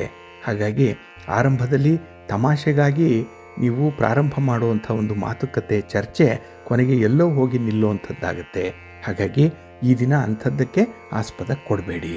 ಇನ್ನು ಈ ದಿನ ಆರೋಗ್ಯಕರವಾದಂಥ ಒಂದು ಜೀವನ ಶೈಲಿಯನ್ನು ನೀವು ರೂಢಿಸ್ಕೊಳ್ಬೇಕಾಗತ್ತೆ. ಹಾಗಾಗಿ ಹೇಗೆ ಅಂದರೆ ಹಾಗೆ ಜೀವನ ಮಾಡುವಂಥದ್ದಲ್ಲ, ಅದರಲ್ಲಿ ಒಂದು ಶಿಸ್ತು ಬೇಕು, ಅದರಲ್ಲಿ ಒಂದು ಸಮಯ ಪ್ರಜ್ಞೆ ಬೇಕು. ಹಾಗೆ ನಿಮ್ಮ ಆದಾಯ, ನಿಮ್ಮ ಖರ್ಚು ವೆಚ್ಚ, ಉಳಿತಾಯ ಇದರ ಕಡೆ ಕೂಡ ಈ ದಿನ ನೀವು ತೀವ್ರವಾಗಿ ಗಮನ ಹರಿಸಬೇಕಾಗತ್ತೆ. ಇಲ್ಲಾಂದರೆ ನಾಳೆ ಭವಿಷ್ಯಕ್ಕೆ ಈ ದಿನ ನಿಮ್ಮ ಕೊಡುಗೆ ಏನೇನೂ ಇರಲ್ಲ. ಜಾಗ್ರತೆ. ಇನ್ನು ಈ ದಿನ ಇಡೀ ಲವಲವಿಕೆಯಿಂದ ಇರುವಂಥ ಒಂದು ಪ್ರಯತ್ನವನ್ನು ಮಾಡಿ. ಎಲ್ಲೋ ಒಂದು ಕಡೆ ಸೋಮಾರಿತನನೋ ಕೆಲಸದಲ್ಲಿ ನಿರಾಸಕ್ತಿಯೋ ಉಂಟಾಗುವಂಥ ಸಾಧ್ಯತೆ ಇರುತ್ತೆ. ಹಾಗಾಗಿ ಈ ದಿನ ತುಂಬ ಎನರ್ಜೆಟಿಕ್ ಆಗಿ ಇರುವಂಥದ್ದು, ಅದನ್ನು ಚಾನಲೈಸ್ ಮಾಡಿಕೊಳ್ಳುವಂಥ ಒಂದು ಪ್ರಯತ್ನ ಮಾಡಿ, ಒಳ್ಳೆಯದಾಗತ್ತೆ. ಇನ್ನು ಮಕ್ಕಳ ವಿಚಾರದಲ್ಲಿ ಈ ದಿನ ಸ್ವಲ್ಪ ಖರ್ಚು ವೆಚ್ಚಗಳು ಹೆಚ್ಚಾಗುವಂಥದ್ದು ಕೂಡ ಇದೆ.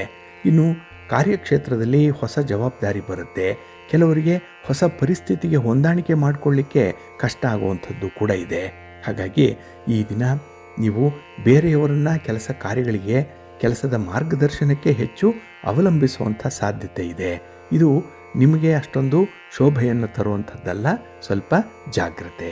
ಇನ್ನು ಈ ದಿನ ಯಾವುದೇ ಒಂದು ವಿಚಾರದಲ್ಲೂ ಕೂಡ ದಿಢೀರಾಗಿ ನಿರ್ಧಾರಗಳನ್ನು ತೆಗೆದುಕೊಂಡು ನಂತರ ಪಶ್ಚಾತ್ತಾಪ ಪಡುವಂಥ ಸಾಧ್ಯತೆ ಇರೋದರಿಂದ ಸ್ವಲ್ಪ ಸಮಾಧಾನ ಇದ್ದಾಗ ಪ್ರಾಕ್ಟಿಕಲ್ ಆಗಿ ಯೋಚನೆ ಮಾಡಿ ನೀವು ತೀರ್ಮಾನವನ್ನು ಕೈಗೊಳ್ಳಬೇಕಾಗತ್ತೆ. ಇದೊಂದನ್ನು ಮಾತ್ರ ನೀವು ಮರೆಯದೆ ಅನುಸರಣೆ ಮಾಡಿ. ಈ ದಿನ ನಿಮ್ಮ ಇಷ್ಟ ದೇವರನ್ನು ಆರಾಧನೆ ಮಾಡ್ತಾ ಇರಿ. ಶಿವ ಪಾರ್ವತಿಯರ ದರ್ಶನ ಮಾಡಿಕೊಳ್ಳಿ, ಶಿವ ಸ್ತೋತ್ರವನ್ನು ಹೇಳ್ಕೊಳ್ಳಿ, ಒಳ್ಳೆಯದಾಗತ್ತೆ. ನಿಮ್ಮ ಅದೃಷ್ಟದ ಬಣ್ಣ ಬಿಳುಪು, ಅದೃಷ್ಟದ ದಿಕ್ಕು ಈಶಾನ್ಯ ದಿಕ್ಕು, ಅದೃಷ್ಟ ಸಂಖ್ಯೆ 2. ಸಿಂಹರಾಶಿ. ಸಿಂಹರಾಶಿಯವರಿಗೆ ಈ ದಿನ ವಿಶೇಷವಾದಂಥ ದಿನ, ಲಾಭದ ದಿನ. ಅದರಲ್ಲೂ ತೃತೀಯದಲ್ಲಿ ಚಂದ್ರ ಇರುವಂಥ ದಿನ, ಕೀರ್ತಿ ಸ್ಥಾನ. ಹಾಗಾಗಿ ನೀವು ಮಾಡುವಂಥ ಕೆಲಸ ಕಾರ್ಯಗಳಿಂದ ನಿಮಗೆ ಉಪಯೋಗ, ಜೊತೆಗೆ ಗೌರವ ಸ್ಥಾನಮಾನಗಳು ಕೂಡ ಸಿಕ್ಕುವಂಥದ್ದು ಇದೆ. ಈ ದಿನ ಬಹಳ ಕಷ್ಟಪಟ್ಟು ದುಡಿಯುವಂಥ ಒಂದು ಮನಸ್ಥಿತಿ ಇದೆ. ವರ್ಕೋಹಾಲಿಕ್ ನೀವು. ಹಾಗಾಗಿ ನಿಮ್ಮ ಜೀವನದಲ್ಲಾಗಲಿ ನಿಮ್ಮ ವೃತ್ತಿಯ ಬದುಕಿನಲ್ಲಾಗಲಿ ಈ ದಿನ ಒಂದು ಅವಿಸ್ಮರಣೀಯವಾದಂಥ ದಿನ. ಏನೋ ಒಂದು ಒಳ್ಳೆಯ ಕೆಲಸವನ್ನು ಸಾಧನೆ ಮಾಡಿ ತೋರಿಸುವಂಥ ಒಂದು ವಿಶೇಷ ದಿನ ಆಗುತ್ತೆ. ಹಾಗೆ ಈ ದಿನ ನಿಮ್ಮ ಮಾತಿನ ಜಾಣ್ಮೆ ಬಹಳ ಅದ್ಭುತ. ಅದರಿಂದಲೇ ಕೆಲವೊಂದು ಸಮಸ್ಯೆಗಳನ್ನು ನಿವಾರಣೆ ಮಾಡಿಕೊಳ್ಳುವಂಥದ್ದು ಇದೆ. ಹಾಗೆ ನಿಮ್ಮ ಮಾತು ಜನರ ಪ್ರಶಂಸೆಗೆ ಒಳಪಡುವಂಥದ್ದು. ಹಾಗಾಗಿ ಈ ದಿನ ಮಾತಿನಿಂದಲೇ ನಿಮ್ಮ ಸ್ಥಾನಮಾನಗಳು, ವ್ಯಾಪಾರ ವ್ಯವಹಾರಗಳಲ್ಲಿ ಅಭಿವೃದ್ಧಿಯನ್ನು ಕಾಣಲಿಕ್ಕೆ ಸಾಧ್ಯ ಇದೆ. ಹಾಗೆ ಈ ದಿನ ನಿಮ್ಮ ಸಂಗಾತಿಯ ಸಹಕಾರ ಸಮಯೋಚಿತವಾಗಿ ಸಿಕ್ಕತ್ತೆ. ಒಂದು ಟೈಮ್ಲಿ ಹೆಲ್ಪ್ ನಿಮ್ಮ ಸಂಗಾತಿಯಿಂದ ಈ ದಿನ ಸಿಕ್ಕುವಂಥದ್ದು. ಇನ್ನು ಮನೆಯಲ್ಲಿ ಧಾರ್ಮಿಕ ಸಂಭ್ರಮಾಚರಣೆ, ಅದರ ಬಗ್ಗೆ ಒಂದು ಪೂರ್ವ ಸಿದ್ಧತೆ, ಒಂದು ಚರ್ಚೆ, ಮಾತುಕತೆ ನಡೆಯುವಂಥದ್ದು ಕೂಡ ಇದೆ. ಒಟ್ಟಾರೆ ಈ ದಿನ ನಿಮ್ಮ ಕೆಲಸ ಕಾರ್ಯಗಳಿಗೆ ಉತ್ತೇಜನ ಸಿಕ್ಕುವಂಥ ಸಾಧ್ಯತೆಗಳು ತುಂಬ ಇದೆ. ಇನ್ನು ಈ ಹಿಂದೆ ನೀವು ಮಾಡಿರುವಂಥ ಕೆಲಸ ಕಾರ್ಯಕ್ಕೆ ಈ ದಿನ ಒಳ್ಳೆಯ ಫಲಿತಾಂಶ ಕೂಡ ಸಿಕ್ಕುವಂಥದ್ದಿದೆ. ಹಾಗೆ ಈ ದಿನ ಒಂದಲ್ಲ 2 ಮೂಲಗಳಿಂದ ಆದಾಯ ಬರುವಂಥ ಒಂದು ಮುನ್ಸೂಚನೆ ಕೂಡ ಇದೆ. ಒಟ್ಟಾರೆ ಈ ದಿನದ ಪ್ರಯತ್ನದಲ್ಲಿ ನಿಮಗೆ ಎಲ್ಲಿಲ್ಲದ ಸಂತೋಷ ಉಂಟಾಗುವಂಥದ್ದು ಇದೆ. ಆದರೆ ನಿಮ್ಮ ಹಿತಶತ್ರುಗಳ ಕಡೆ ಮಾತ್ರ ಈ ದಿನ ಸ್ವಲ್ಪ ಗಮನ ಕೊಡಿ. ಅವರ ಮಾತಿಗೆ ಈ ದಿನ ನೀವು ಯಾವುದೇ ಒಂದು ಪ್ರಾಧಾನ್ಯತೆಯನ್ನು ಕೊಡಬೇಡಿ. ಆದರೆ ಅವರ ಉಪಸ್ಥಿತಿ ನಿಮಗೆ ತೊಂದರೆಯನ್ನು ತರ್ಬೋದು. ಸ್ವಲ್ಪ ಜಾಗ್ರತೆ. ಈ ದಿನ ಯಾವುದೇ ಒಂದು ವಿಚಾರದಲ್ಲೂ ಈ ಧನ ನಷ್ಟ ಆಗುವಂಥದ್ದನ್ನು ಸ್ವಲ್ಪ ಅವಾಯ್ಡ್ ಮಾಡಿ, ಒಳ್ಳೆಯದಾಗುತ್ತೆ. ನಿಮ್ಮ ಮನೆ ದೇವರನ್ನು ಸ್ಮರಣೆ ಮಾಡ್ತಾ ಇರಿ. ಹಾಗೆ ಭಕ್ತಿಯಿಂದ ಈ ದಿನ ನವಗ್ರಹ ಪೀಡಾ ಪರಿಹಾರ ಸ್ತೋತ್ರವನ್ನು ಹೇಳ್ಕೊಳ್ಳಿ. ನವಗ್ರಹಗಳ ದರ್ಶನ ಮಾಡ್ಕೊಳ್ಳಿ, ಒಳ್ಳೆಯದಾಗತ್ತೆ. ನಿಮ್ಮ ಅದೃಷ್ಟದ ಬಣ್ಣ ಕೆಂಪು, ಅದೃಷ್ಟದ ದಿಕ್ಕು ಈಶಾನ್ಯ ದಿಕ್ಕು, ಅದೃಷ್ಟ ಸಂಖ್ಯೆ 1. ಕನ್ಯಾ ರಾಶಿ. ಕನ್ಯಾ ರಾಶಿಯವರಿಗೆ ಈ ದಿನ ದ್ವಿತೀಯದಲ್ಲಿ ಚಂದ್ರ ಇರುವಂಥ ದಿನ. 2ನೇ ಮನೆ ಧನಸ್ಥಾನ ಇದು. ಹಾಗೆ ಇದನ್ನು ಕುಟುಂಬ ಸ್ಥಾನ ಅಂತ ಹೇಳಿ ಕರೆಯುವಂಥದ್ದು 2ನೇ ಮನೆಯನ್ನು. ಈ ಸಂದರ್ಭದಲ್ಲಿ ಈ ದಿನ ಅನಗತ್ಯವಾದಂಥ ವೆಚ್ಚಗಳನ್ನು ತಪ್ಪಿಸುವಂಥ ಅಗತ್ಯತೆ ಕೂಡ ಇದೆ. ಹಾಗಾಗಿ ಮಾಡಿದ ಕೆಲಸವನ್ನೇ ಮತ್ತೆ ಮತ್ತೆ ಮಾಡುವಂಥದ್ದಾಗಲಿ ಅಥವಾ ಕೆಲವೊಂದು ಸಣ್ಣ ಪುಟ್ಟ ಕೆಲಸಗಳಿಗೂ ಕೂಡ ಹೆಚ್ಚಿನ ಸಮಯವನ್ನು ಕೊಡುವಂಥದ್ದನ್ನಾಗಲಿ ಮಾಡಲಿಕ್ಕೆ ಹೋಗಬೇಡಿ. ಹಾಗಾಗಿ ಈ ದಿನ ತುಂಬ ಸ್ಮಾರ್ಟಾಗಿ ನೀವು ಕೆಲಸವನ್ನು ಮಾಡಬೇಕಾಗತ್ತೆ. ಹಾಗೆ ಈ ದಿನ ಹಾರ್ಡ್ ವರ್ಕಿಂಗ್ ಅನ್ನುವಂಥದ್ದು ಇದೆಯಲ್ಲ, ಇದನ್ನು ಪಕ್ಕಕ್ಕಿಡಬೇಕು. ಸ್ವಲ್ಪ ನೀವು ಕೆಲಸ ಕಾರ್ಯಗಳಲ್ಲಿ ತಂತ್ರಜ್ಞಾನವನ್ನು ಬಳಸ್ಕೊಂಡು ಮುಂದುವರಿಸುವಂಥದ್ದು ಉತ್ತಮ. ಹಾಗೆ ಈ ದಿನದಲ್ಲಿ ನಿಮ್ಮ ಭವಿಷ್ಯಕ್ಕೆ ನಾಂದಿಯಾಗುವಂಥ ಒಂದು ವಿಚಾರದ ಬಗ್ಗೆ ನೀವು ಚರ್ಚೆ ಮಾಡುವಂಥದ್ದು, ಅದರ ಕಡೆ ಹೆಚ್ಚು ಗಮನ, ಮಾಹಿತಿ ಸಂಗ್ರಹಣೆ ಇದು ಈ ದಿನದಲ್ಲಿ ಆಗುವಂಥದ್ದು. ಹಾಗಾಗಿ ಇದು ಮುಂದಿನ ಭವಿಷ್ಯಕ್ಕೆ ಬೇಕಾದಂಥ ಕೆಲವೊಂದು ವಿಚಾರಗಳನ್ನು ಈ ದಿನ ನೀವು ಕ್ರೋಢೀಕರಣ ಮಾಡಿಕೊಳ್ಳುವಂಥದ್ದು ಇದೆ. ಇನ್ನು ಈ ದಿನ ಸ್ವಲ್ಪ ಉದ್ವೇಗಪೂರಿತವಾಗಿಯೇ ಇರುವಂಥದ್ದು. ಎಲ್ಲ ಒಂದು ಕಡೆ ಟೆನ್ಷನ್ ಇದೆ. ಇದ್ದಕ್ಕಿದ್ದಾಗೆ ಫ್ಲೇರಪ್ ಆಗಿಬಿಡ್ತೀರಿ. ಯಾವುದೋ ವಿಚಾರ ಮನಸ್ಸಿಗೆ ಬಂದಾಗ ಅದರ ಕಡೆ ತುಂಬ ಕುತೂಹಲ ಇರುವಂಥ ಸಂದರ್ಭ. ಒಟ್ಟಾರೆ ಈ ದಿನ ನಿಮ್ಮ ಮನಸ್ಸು ನಿಮ್ಮ ನಿಯಂತ್ರಣದಲ್ಲಿರಲ್ಲ, ಸ್ವಲ್ಪ ಕಷ್ಟಪಡಬೇಕಾಗತ್ತೆ. ಇನ್ನು ಈ ದಿನ ನಿಮ್ಮ ವೈಯಕ್ತಿಕ ಆರೋಗ್ಯವನ್ನು ಕಡೆಗಣಿಸಬೇಡಿ, ಇದು ಬಹಳ ಮುಖ್ಯ. ಮತ್ತು ಕುಟುಂಬದಿಂದ ನಿಮ್ಮ ಒಂದು ಕೆಲಸದ ಬಗ್ಗೆ ಅಥವಾ ನಿಮ್ಮ ಮುಂದಿನ ಭವಿಷ್ಯದ ಬಗ್ಗೆ, ಆರೋಗ್ಯದ ಬಗ್ಗೆ ಕೆಲವರು ಮಾತಾಡುವಂಥದ್ದು ಇದೆ. ಹಾಗಾಗಿ ಕುಟುಂಬದ ಒತ್ತಡ ಈ ದಿನ ನಿಮಗೆ ಇದ್ದೇ ಇರುತ್ತೆ. ಅದನ್ನು ಸ್ವಲ್ಪ ಸೂಕ್ಷ್ಮವಾಗಿ ನಿಭಾಯಿಸಬೇಕಾಗತ್ತೆ. ಇನ್ನು ಈ ದಿನ ನಿಮ್ಮ ಮಾತಿನಲ್ಲೂ ಕೂಡ ಸ್ವಲ್ಪ ಎಚ್ಚರಿಕೆಯಿಂದ ಇರಿ. ಮಾತನ್ನು ಹಿತಮಿತವಾಗಿ ಆಡುವಂಥದ್ದು, ಮಾತು ಕಡಿಮೆ ಕೆಲಸ ಜಾಸ್ತಿ, ಇದನ್ನು ನೀವು ಮುಂದುವರಿಸಿ, ಒಳ್ಳೆಯದಾಗುತ್ತೆ. ನಿಮ್ಮ ಮನೆ ದೇವರನ್ನು ಸ್ಮರಣೆ ಮಾಡ್ತಾ ಇರಿ. ಹಾಗೆ ಭಕ್ತಿಯಿಂದ ಶಿವಷಡಕ್ಷರಿ ಸ್ತೋತ್ರವನ್ನು ಹೇಳ್ಕೊಳ್ಳಿ, ಶಿವನಾಮ ಸ್ಮರಣೆ ಮಾಡ್ತಾ ಇರಿ, ಒಳ್ಳೆಯದಾಗುತ್ತೆ. ನಿಮ್ಮ ಅದೃಷ್ಟದ ಬಣ್ಣ ನೇರಳೆ, ಅದೃಷ್ಟದ ದಿಕ್ಕು ಈಶಾನ್ಯ ದಿಕ್ಕು, ಅದೃಷ್ಟ ಸಂಖ್ಯೆ 5. ತುಲಾರಾಶಿ. ತುಲಾರಾಶಿಯವರಿಗೆ ಈ ದಿನ ಸಂತೋಷದ ದಿನ, ಸಂಭ್ರಮದ ದಿನ. ನಿಮ್ಮ ಕೆಲಸ ಕಾರ್ಯಗಳಿಂದ ಈ ದಿನ ನಿಮಗೆ ಶುಭ ಫಲಗಳು ಸಿಕ್ಕುವಂಥ ದಿನ. ಎಲ್ಲ ಕಡೆ ನಿಮಗೆ ಧನಾತ್ಮಕವಾದಂಥ ಒಂದು ಬೆಂಬಲ ಇದೆ. ಹಾಗೆ ಈ ದಿನ ನಿಮ್ಮನ್ನು ಸ್ವಾಗತಿಸುವಂಥವರು ಕೂಡ ನಿಮಗೆ ಪುಷ್ಟಿಯನ್ನು ತರುವಂಥವ್ರು, ಒಂದು ಮೋಟಿವೇಟ್ ಮಾಡುವಂಥ ಸಾಧ್ಯತೆಗಳು ಜಾಸ್ತಿ ಇರುತ್ತೆ. ವ್ಯಾಪಾರ ವ್ಯವಹಾರದಲ್ಲಿ ಆರ್ಥಿಕ ಲಾಭ ಈ ದಿನ ಸಿಕ್ಕತ್ತೆ. ಬಹಳ ಸ್ಪಷ್ಟವಾಗಿ ನಿಮಗೆ ಗೊತ್ತಾಗುತ್ತೆ. ಆ ಒಂದು ಪ್ರಯತ್ನ ಒಂದು ರೀತಿಯಲ್ಲಿ ಪ್ರಯೋಗಶೀಲವಾಗಿ ಇರುತ್ತೆ. ಹಾಗೆ ಉತ್ತರೋತ್ತರ ಅಭಿವೃದ್ಧಿಯನ್ನು ಸಾಧಿಸಲಿಕ್ಕೆ ಪೂರಕವಾಗಿರುತ್ತೆ ಅನ್ನುವಂಥ ವಿಚಾರ, ಅನ್ನುವಂಥ ಸತ್ಯ ನಿಮಗೆ ಗೊತ್ತಾಗುತ್ತೆ. ಇನ್ನು ವೃತ್ತಿ ಜೀವನದಲ್ಲಿ ಕೆಲವರಿಗೆ ಈ ಸಣ್ಣ ಪುಟ್ಟ ಸಮಸ್ಯೆಗಳನ್ನು ಎದುರಿಸುವಂಥ ಸಂದರ್ಭ ಕೂಡ ಬರಬಹುದು. ಹಾಗಾಗಿ 3ನೇವರಿಂದ ಈ ದಿನ ನಿಮಗೆ ಸ್ವಲ್ಪ ತೊಂದರೆ ಆಗಬಹುದು. ಹಾಗೆ ನಿಮ್ಮ ಮಾತಿನ ಜಾಣ್ಮೆ ಆ ಸಮಸ್ಯೆಯನ್ನು ಬಗೆಹರಿಸುವಂಥ ಒಂದು ಪ್ರಯತ್ನದಲ್ಲಿ ಇರುತ್ತೆ. ಇನ್ನು ಈ ದಿನ ನಿಮ್ಮ ಪ್ರಯತ್ನಗಳಿಗೆ ಉತ್ತಮ ಪ್ರತಿಫಲ ಸಿಕ್ಕಾಗ ಮತ್ತೆ ಮತ್ತೆ ಕೆಲಸಗಳನ್ನು, ಅಂದರೆ ಬೇರೆ ರೀತಿಯ ಕೆಲಸಗಳನ್ನು ಮಾಡಬೇಕು ಅನ್ನುವಂಥ ಒಂದು ಉತ್ಸಾಹ ಹೆಚ್ಚಾಗಿರುತ್ತೆ. ಆದರೆ ಈ ಉತ್ಸಾಹದ ಮಿತಿ ನಿಮ್ಮ ಆರೋಗ್ಯವನ್ನು ಆಧರಿಸಿರಬೇಕಾಗತ್ತೆ, ಜಾಗ್ರತೆ. ಇನ್ನು ಈ ದಿನ ನಿಮ್ಮ ಸ್ವೇಚ್ಛಾ ವೃತ್ತಿ ಏನಿದೆ ಅದನ್ನು ಸ್ವಲ್ಪ ಕಡಿವಾಣ ಹಾಕುವಂಥದ್ದು ಉತ್ತಮ. ನಿಮ್ಮ ಆಲೋಚನೆಗಳಿಂದ ಹಿಡಿದು ನಿಮ್ಮ ಮಾತಿನವರೆಗೆ, ಸಮಯ ಪ್ರಜ್ಞೆಯವರೆಗೂ ಕೂಡ ಸ್ವಲ್ಪ ಅಲರ್ಟಾಗೇ ಇರಬೇಕಾಗತ್ತೆ. ಇನ್ನು ಈ ದಿನದಲ್ಲಿ ಹಣಕಾಸಿನ ವಿಚಾರದಲ್ಲಿ ಬೇರೆಯವರನ್ನು ಅವಲಂಬಿಸುವಂಥ ಒಂದು ಸಂದರ್ಭ ಏನಾದರೂ ಬಂದರೆ ಆದಷ್ಟು ಅದನ್ನು ನಿಮ್ಮದಾಗಿಸಿಕೊಳ್ಳುವಂಥ ಒಂದು ಪ್ರಯತ್ನವನ್ನು ಮಾಡಿ. ಅಂದರೆ ಡಿಪೆಂಡೆನ್ಸಿಯನ್ನು ಕಡಿಮೆ ಮಾಡಿ. ಹಣದ ವಿಚಾರದಲ್ಲಿ ಈ ದಿನ ತಜ್ಞರ ಸಲಹೆಯನ್ನು ಬಿಟ್ಟು ಬೇರೆಯವರ ಸಲಹೆಯನ್ನು ನೀವು ನಂಬಬಾರ್ದು, ಅನುಸರಣೆ ಮಾಡಬಾರ್ದು. ಇದನ್ನು ಖಡಾಖಂಡಿತವಾಗಿ ನೀವು ಅಳವಡಿಸ್ಕೊಳ್ಳಿ, ಒಳ್ಳೆಯದಾಗುತ್ತೆ. ನಿಮ್ಮ ಇಷ್ಟ ದೇವರನ್ನು ಆರಾಧನೆ ಮಾಡ್ತಾ ಇರಿ. ಮಹಾಲಕ್ಷ್ಮಿಯನ್ನು ಪ್ರಾರ್ಥನೆ ಮಾಡ್ಕೊಳ್ಳಿ, ಮಹಾವಿಷ್ಣುವನ್ನು ದರ್ಶನ ಮಾಡ್ಕೊಳ್ಳಿ, ಒಳ್ಳೆಯದಾಗುತ್ತೆ. ನಿಮ್ಮ ಅದೃಷ್ಟದ ಬಣ್ಣ ಬಿಳುಪು, ಅದೃಷ್ಟದ ದಿಕ್ಕು ಈಶಾನ್ಯ ದಿಕ್ಕು, ಅದೃಷ್ಟ ಸಂಖ್ಯೆ 1. ವೃಶ್ಚಿಕ ರಾಶಿ. ವೃಶ್ಚಿಕ ರಾಶಿಯವರಿಗೆ ಈ ದಿನ 12ರಲ್ಲಿ ಚಂದ್ರ, ಇದು ದುಸ್ಥಾನ. ಹಾಗಾಗಿ ಈ ದಿನದ ಕೆಲಸ ಕಾರ್ಯಗಳಲ್ಲಿ ನಿಮಗೆ ಸ್ವಲ್ಪ ಹಿನ್ನಡೆ ಇರುತ್ತೆ. ಎಷ್ಟೇ ಮುಂದೆ ಮುಂದೆ ಹೋಗಬೇಕಿದ್ರೂ ಕೂಡ ಯಾವುದೋ ಒಂದು ತಡೆ, ಯಾವುದೋ ಒಂದು ಸಮಸ್ಯೆ ನಿಮ್ಮನ್ನು ಹಿಂದಕ್ಕೆ ಜಗ್ಗಿಸುತ್ತೆ. ಹಾಗಾಗಿ ನೀವು ತುಂಬ ಆತ್ಮವಿಶ್ವಾಸದಿಂದ, ಧೈರ್ಯದಿಂದ ನೀವು ಕೆಲಸಗಳನ್ನು ಮುಂದುವರಿಸಲಿಕ್ಕೆ ಸಾಧ್ಯ ಆಗಲ್ಲ. ಹಾಗಾಗಿ ನೀವೇ ಮತ್ತೆ ಮತ್ತೆ ಹಿಂದಿರುಗಿ ನೋಡುವಂಥ ಒಂದು ಸಂದರ್ಭಗಳು ಕೂಡ ಬರುತ್ತೆ. ಅಂದರೆ ಮಾಡುವಂತಹ ಕೆಲಸ ಕಾರ್ಯಗಳನ್ನು, ಅರ್ಧಂಬರ್ಧ ಆಗಿರುವಂಥ ಕೆಲಸ ಕಾರ್ಯಗಳನ್ನು ಮತ್ತೆ ಮತ್ತೆ ಪರೀಕ್ಷೆಗೆ ಒಳಪಡಿಸುವಂಥ ಸಾಧ್ಯತೆ ಇರುತ್ತೆ.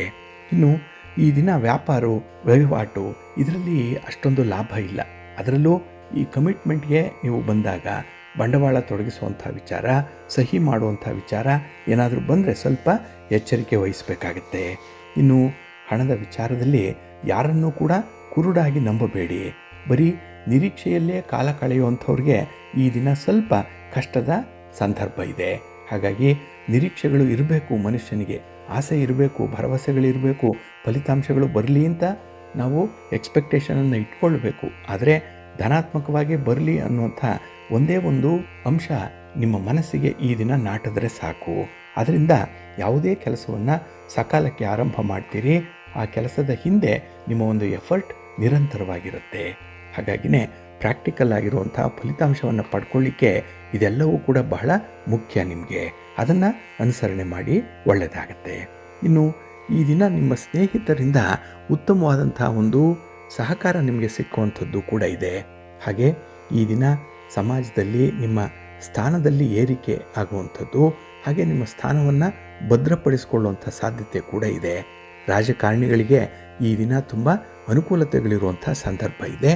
ಆ ಒಂದು ವಿಚಾರಗಳನ್ನಾಗಲಿ, ಆ ಒಂದು ಸನ್ನಿವೇಶಗಳನ್ನಾಗಲಿ ನಿಮ್ಮದಾಗಿಸ್ಕೊಳ್ಳಿ, ಒಳ್ಳೆಯದಾಗುತ್ತೆ.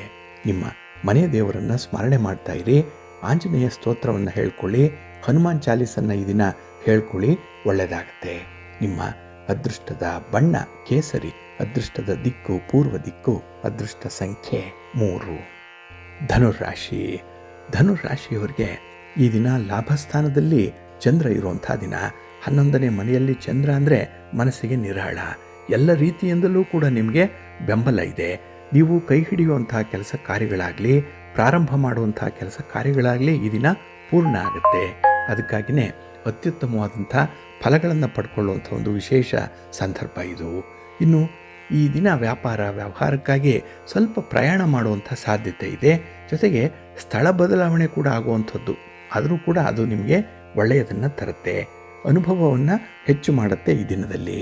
ಇನ್ನು ಈ ದಿನದ ಪೂರ್ವಾರ್ಧ ಬಹಳ ಪ್ರಮುಖವಾದಂಥ ಕೆಲಸ ಕಾರ್ಯಗಳನ್ನು ನೀವು ಆರಂಭ ಮಾಡುವಂಥದ್ದು ಇದೆ. ಇದು ನಿಮ್ಮ ಸಂಗಾತಿ, ನಿಮ್ಮ ಪ್ರೀತಿ ಪಾತ್ರರ ನೆರವಿನಿಂದ ಒಂದು ಹಂತವನ್ನು ತಲುಪುತ್ತೆ. ಹಾಗಾಗಿ ಈ ದಿನ ನಿಮಗೆ ತುಂಬ ಸಮಾಧಾನಕರವಾದಂಥ ವಿಚಾರ ಅಂದರೆ ಬಹಳ ದಿನಗಳಿಂದ ಅರ್ಧಂಬರ್ಧ ಆಗಿ ನೆನೆಗುದಿಗೆ ಬಿದ್ದಂತಹ ವಿಚಾರ ಈ ದಿನ ಪೂರ್ಣ ಪ್ರಮಾಣದಲ್ಲಿ ನಿಮಗೆ ಫಲವನ್ನು ತರುವಂಥ ಸಂದರ್ಭ. ಇನ್ನು ಈ ದಿನ ಕೆಲವೊಂದು ವಿಚಾರಗಳಲ್ಲಿ ತುಂಬ ಸಾಮರಸ್ಯ ಅನ್ನುವಂಥದ್ದು ಬೇಕಾಗುತ್ತೆ, ತುಂಬ ಹೊಂದಾಣಿಕೆ ಅನ್ನುವಂಥದ್ದು ಬೇಕು. ಅದಕ್ಕಾಗಿ ಕೆಲವೊಂದು ಕೆಲಸಗಳನ್ನು ನೀವೇ ಏಕಾಂಗಿಯಾಗಿ ಆರಂಭ ಮಾಡುವಂಥದ್ದು ಅಷ್ಟೊಂದು ಒಳ್ಳೆಯದಲ್ಲ. ಅದರಲ್ಲೂ ಈ ದಿನ ನೀವು ದಕ್ಷಿಣ ದಿಕ್ಕಿಗೆ ಏನಾದರೂ ವ್ಯಾಪಾರ ವ್ಯವಹಾರಗಳನ್ನು ಮಾಡುವಂಥದ್ದಿದ್ದರೆ, ಅಥವಾ ಆ ದಿಕ್ಕಿಗೆ ಪ್ರಯಾಣ ಮಾಡಲೇಬೇಕು ಅನ್ನುವಂಥ ವಿಚಾರ ಇದ್ದರೆ ಸ್ವಲ್ಪ ಎಚ್ಚರಿಕೆಯಿಂದ ಮಾಡಿ. ಆದಷ್ಟು ಹಣಕಾಸಿನ ವಿಚಾರದಲ್ಲಿ ಯಾವುದೇ ನಿರ್ಧಾರಗಳನ್ನು ತೆಗೆದುಕೊಳ್ಬೇಡಿ ಈ ದಿನ. ಇನ್ನು ಈ ದಿನದಲ್ಲಿ ಪ್ರತಿಷ್ಠಿತ ವ್ಯಕ್ತಿಗಳ ಜೊತೆ ವ್ಯವಹರಿಸುವಂಥ ಸಂಭವ ಕೂಡ ಇದೆ. ಹಾಗಾಗಿ ಅವರಿಂದ ಹಣಕಾಸಿನ ನೆರವು ನಿಮಗೆ ಸಿಕ್ಕುವಂಥದ್ದಿದೆ. ಆದರೆ ಈ ಕಮಿಟ್ಮೆಂಟ್ ಏನಿದೆ ಅಥವಾ ಈ MOU ಏನಿದೆ ಅಂದರೆ ನಿಮ್ಮ ಷರತ್ತುಗಳೇನಿದೆ ಅದನ್ನು ಈ ದಿನ ಖಡಾಖಂಡಿತವಾಗಿ ಸ್ಪಷ್ಟಪಡಿಸಬೇಕಾಗತ್ತೆ. ಹಾಗೆಯೇ ಮುಸುಕಿನಲ್ಲಿ ಗುದ್ದಾಡುವ ಬದಲು ಈ ದಿನ ಬಯಲಿನಲ್ಲಿ ಗುದ್ದಾಡಿ, ಅಂದರೆ ಸ್ಪಷ್ಟವಾದಂತಹ ರೀತಿ ರಿವಾಜುಗಳನ್ನು ಇಟ್ಕೊಳ್ಬೇಕು, ನಿಯಮಗಳನ್ನು ಹಾಕ್ಕೊಳ್ಬೇಕು. ಹಾಗಾಗಿ ಎಲ್ಲವೂ ಕೂಡ ಬರವಣಿಗೆ ರೂಪದಲ್ಲಿದ್ದು ವ್ಯವಹಾರಗಳನ್ನು ಮುಂದುವರಿಸಿ ಒಳ್ಳೆಯದಾಗುತ್ತೆ. ನಿಮ್ಮ ಇಷ್ಟ ದೇವರನ್ನು ಆರಾಧನೆ ಮಾಡ್ತಾ ಇರಿ. ಹಾಗೆ ಭಕ್ತಿಯಿಂದ ಈ ದಿನ ನೀವು ವಿಷ್ಣು ಸಹಸ್ರನಾಮವನ್ನು ಹೇಳ್ಕೊಳ್ಳಿ, ವಿಷ್ಣು ಸ್ತೋತ್ರವನ್ನು ಹೇಳ್ಕೊಳ್ಳಿ, ಒಳ್ಳೆಯದಾಗುತ್ತೆ. ನಿಮ್ಮ ಅದೃಷ್ಟದ ಬಣ್ಣ ಕೆಂಪು, ಅದೃಷ್ಟದ ದಿಕ್ಕು ಈಶಾನ್ಯ ದಿಕ್ಕು, ಅದೃಷ್ಟ ಸಂಖ್ಯೆ 1. ಮಕರ ರಾಶಿ. ಮಕರ ರಾಶಿಯವರಿಗೆ ಈ ದಿನ ಉದ್ಯೋಗ ಸ್ಥಾನದಲ್ಲಿ ಚಂದ್ರ ಇರುವಂಥ ದಿನ. 10ನೇ ಮನೆಯಲ್ಲಿ ಚಂದ್ರ ಉದ್ಯೋಗ, ನಿಮ್ಮ ಕರ್ಮ, ನಿಮ್ಮ ವೃತ್ತಿ, ನಿಮ್ಮ ಶ್ರಮ, ನಿಮ್ಮ ವ್ಯಾಪಾರ ಇದರಲ್ಲಿ ನಿಮಗೆ ಹೆಚ್ಚಿನ ವಿಶ್ವಾಸ ಇದೆ. ಹಾಗೆ ಧೈರ್ಯದಿಂದ ಕೆಲಸಗಳನ್ನು ಆರಂಭ ಮಾಡ್ತೀರಿ, ಆತ್ಮವಿಶ್ವಾಸದಿಂದ ಅದನ್ನು ಪೂರ್ಣಗೊಳಿಸ್ತೀರಿ. ಹಾಗಾಗಿ ಈ ದಿನ ಎಲ್ಲ ವಿಚಾರಗಳಲ್ಲೂ ಕೂಡ ಸ್ಪಷ್ಟವಾದಂಥ ಒಂದು ಮಾರ್ಗದರ್ಶನ ನಿಮಗಿದೆ, ನಿರ್ದೇಶನ ಇದೆ. ಯಾವ ಕೆಲಸವನ್ನು ಹೇಗೆ ಆರಂಭ ಮಾಡಿ ಮುಕ್ತಾಯ ಮಾಡಬೇಕು ಅನ್ನೋಂಥದ್ರ ಸಂಪೂರ್ಣವಾದಂತಹ ಅರಿವು ನಿಮಗಿದೆ. ಹಾಗಾಗಿ ನಿಮ್ಮ ಅನುಭವವೇ ಈ ದಿನ ನಿಮ್ಮನ್ನು ಮುನ್ನಡೆಸುತ್ತೆ. ಇನ್ನು ಈ ದಿನ ದೂರದ ಊರಿಗೆ ಪ್ರಯಾಣ ಮಾಡುವಂಥ ಸಂದರ್ಭ ಕೂಡ ಇದೆ. ಅದು ಈ ದಿನ ನಿಮಗೆ ಒಳ್ಳೆಯದನ್ನು ತರುತ್ತೆ, ಒಳ್ಳೆಯ ಫಲಿತಾಂಶಗಳು ಸಿಕ್ಕುವಂಥದ್ದು ಇದೆ. ಇನ್ನು ಈ ದಿನ ನಿಮ್ಮ ವ್ಯಾಪಾರದಲ್ಲಿ ಪ್ರಗತಿ ಇರೋದರಿಂದ ಒಂದು ಆದಾಯದ ಮೂಲವನ್ನು ಹೆಚ್ಚಿಸಿಕೊಳ್ಳುವಂಥ ಒಂದು ಪ್ರಯತ್ನ ಕೂಡ ಜೊತೆಯಲ್ಲೇ ಆಗುವಂಥದ್ದಿದೆ. ಹಾಗೆ ಈ ದಿನ ನಿಮ್ಮ ಒಂದು ಕೆಲಸ ಕಾರ್ಯಗಳು ಜೊತೆಗೆ ನಿಮ್ಮ ಬಂಧುವರ್ಗದವರ ಕೆಲಸ, ನಿಮ್ಮ ಸ್ನೇಹಿತರ ಕೆಲಸ ಇವೆಲ್ಲವನ್ನು ಕೂಡ ಬಹಳ ಚೆನ್ನಾಗಿ ನಿಭಾಯಿಸುವಂಥದ್ದು ಕೂಡ ಇದೆ. ಹಾಗಾಗಿ ಮಲ್ಟಿ ಟಾಸ್ಕಿಂಗ್ ಮಾಡಲಿಕ್ಕೆ ಈ ದಿನ ನಿಮಗೆ ಉತ್ತಮವಾದಂತಹ ಸಂದರ್ಭ ಇದೆ. ಇನ್ನು ಹಣಕಾಸಿನ ವಿಚಾರದಲ್ಲಿ ಬಹಳ ಸೂಕ್ಷ್ಮವಾದ ನಿರ್ಧಾರಗಳನ್ನು ಕೈಗೊಳ್ಳುವಂಥದ್ದು ಕೂಡ ಇದೆ. ಇಲ್ಲಿ ಹಣದ ದುಂದು ವೆಚ್ಚ ಆಗಲ್ಲ, ಬದಲಿಗೆ ಯಾವುದಕ್ಕೆ ಹಣವನ್ನು ಖರ್ಚು ಮಾಡಬೇಕು, ಯಾವುದಕ್ಕೆ ಮಾಡಬಾರ್ದು ಸ್ಪಷ್ಟವಾದಂಥ ಒಂದು ತಿಳುವಳಿಕೆ ಈ ದಿನ ನಿಮಗಿರುತ್ತೆ. ಹಾಗಾಗಿನೇ ನಾಳೆಗಾಗಿ ಹಣ ಉಳಿತಾಯ ಮಾಡುವಂಥ ಒಂದು ಮನಸ್ಥಿತಿ, ಅಂಥ ಒಂದು ಪ್ರವೃತ್ತಿ ನಿಮ್ಮದಾಗಿರುತ್ತೆ. ಇನ್ನು ಈ ದಿನ ನಿಮ್ಮ ಮಾತು, ನಿಮ್ಮ ನಡತೆ ಇದು ಗೌರವಿಸಲ್ಪಡುವಂಥದ್ದು, ಸಮಾಜದಲ್ಲಿ ಒಂದು ಒಳ್ಳೆಯ ಸ್ಥಾನಮಾನವನ್ನು ಪಡ್ಕೊಳ್ಳುವಂಥ ಸಾಧ್ಯತೆ ಕೂಡ ಇದೆ. ಹಾಗೆ ಈ ದಿನ ನಿಮಗೆ ಶುಭ ತರುವಂಥ ಕೆಲವು ಕೆಲಸಗಳು ನಿಮ್ಮಿಂದಲೇ ಆಗುವಂಥದ್ದು ಕೂಡ ಇದೆ. ಹಾಗಾಗಿ ನಿಮ್ಮ ಮಾತು ಮೌಲ್ಯವನ್ನು ಹೊಂದಿರೋದ್ರಿಂದ, ಮಾತು ತೂಕವಾಗಿ ಇರೋದ್ರಿಂದ ಈ ದಿನ ಕಾಡು ಹರಟೆಗಾಗಲಿ ಸಮಯವನ್ನು ವ್ಯರ್ಥ ಮಾಡುವಂಥ ಮಾತುಗಳಲ್ಲಾಗಲಿ ತೊಡಗಿಸ್ಕೊಳ್ಬೇಡಿ. ನಿಮ್ಮ ಮನೆ ದೇವರನ್ನು ಸ್ಮರಣೆ ಮಾಡ್ತಾ ಇರಿ. ಹಾಗೆ ಭಕ್ತಿಯಿಂದ ಈ ದಿನ ನೀವು ಸೂರ್ಯ ನಮಸ್ಕಾರವನ್ನು ಮಾಡಿಕೊಳ್ಳಿ, ಶ್ರೀರಾಮ ರಕ್ಷಾ ಸ್ತೋತ್ರವನ್ನು ಹೇಳ್ಕೊಳ್ಳಿ, ಒಳ್ಳೆಯದಾಗುತ್ತೆ. ನಿಮ್ಮ ಅದೃಷ್ಟದ ಬಣ್ಣ ಕೆಂಪು, ಅದೃಷ್ಟದ ದಿಕ್ಕು ಈಶಾನ್ಯ ದಿಕ್ಕು, ಅದೃಷ್ಟ ಸಂಖ್ಯೆ 1. ಕುಂಭರಾಶಿ. ಕುಂಭರಾಶಿಯವರಿಗೆ ಈ ದಿನ ನವಮದಲ್ಲಿ ಚಂದ್ರ ಇರೋದರಿಂದ ಮಿಶ್ರ ಫಲಗಳಿರುವಂಥ ಸಂದರ್ಭ. ಹಾಗಾಗಿ ಈ ದಿನ ನಿಮ್ಮ ಪ್ರಯತ್ನಕ್ಕೆ ಉತ್ತಮವಾದಂಥ ಪೂರ್ಣವಾದಂಥ ಫಲ ಸಿಕ್ಕಲ್ಲ.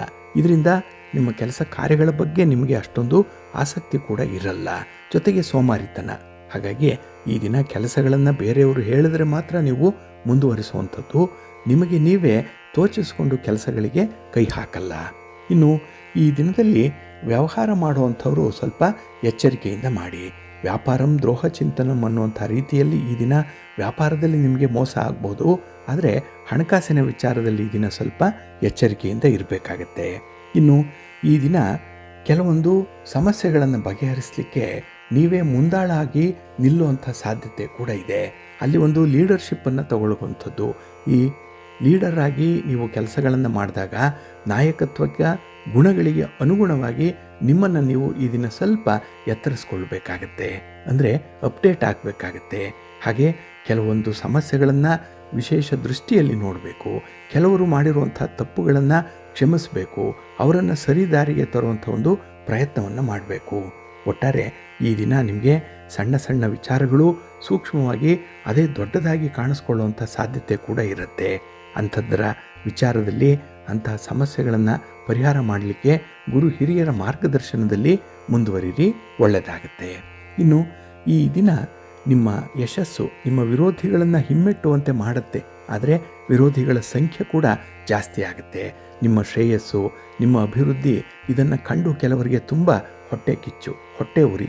ಅಂಥವರು ಏನಾದರೂ ಮಾಡಿ ನಿಮ್ಮನ್ನು ಈ ದಿನದಲ್ಲಿ ತೇಜೋವಧೆ ಮಾಡಬೇಕು, ನಿಮ್ಮ ಕೆಲಸದಲ್ಲಿರುವಂಥ ಆಸಕ್ತಿಯನ್ನು ಕಡಿಮೆ ಮಾಡಬೇಕು ಅನ್ನುವಂಥ ಒಂದು ಪ್ರಯತ್ನದಲ್ಲಿರ್ತಾರೆ. ಆದರೆ ಅವರು ಪ್ರಯತ್ನ ಪಟ್ಟಷ್ಟು ಕೂಡ ನೀವು ಬಲಯುತವಾಗಿ ಬೆಳಿತೀರಿ. ಇದು ಭಗವಂತ ನಿಮಗೆ ಕೊಟ್ಟಿರುವಂಥ ಒಂದು ವಿಶೇಷ ವರ. ಅದಕ್ಕಾಗಿಯೇ ನಿಮ್ಮ ಮನೆ ದೇವರನ್ನು, ನಿಮ್ಮ ಕುಲದೇವರನ್ನು ಆರಾಧನೆ ಮಾಡಿ, ಹಾಗೆ ಭಕ್ತಿಯಿಂದ ಮಹಾವಿಷ್ಣುವನ್ನು ಪ್ರಾರ್ಥನೆ ಮಾಡಿಕೊಳ್ಳಿ, ಒಳ್ಳೆಯದಾಗತ್ತೆ. ನಿಮ್ಮ ಅದೃಷ್ಟದ ಬಣ್ಣ ಬಿಳುಪು, ಅದೃಷ್ಟದ ದಿಕ್ಕು ಈಶಾನ್ಯ ದಿಕ್ಕು, ಅದೃಷ್ಟ ಸಂಖ್ಯೆ 1. ಮೀನರಾಶಿ.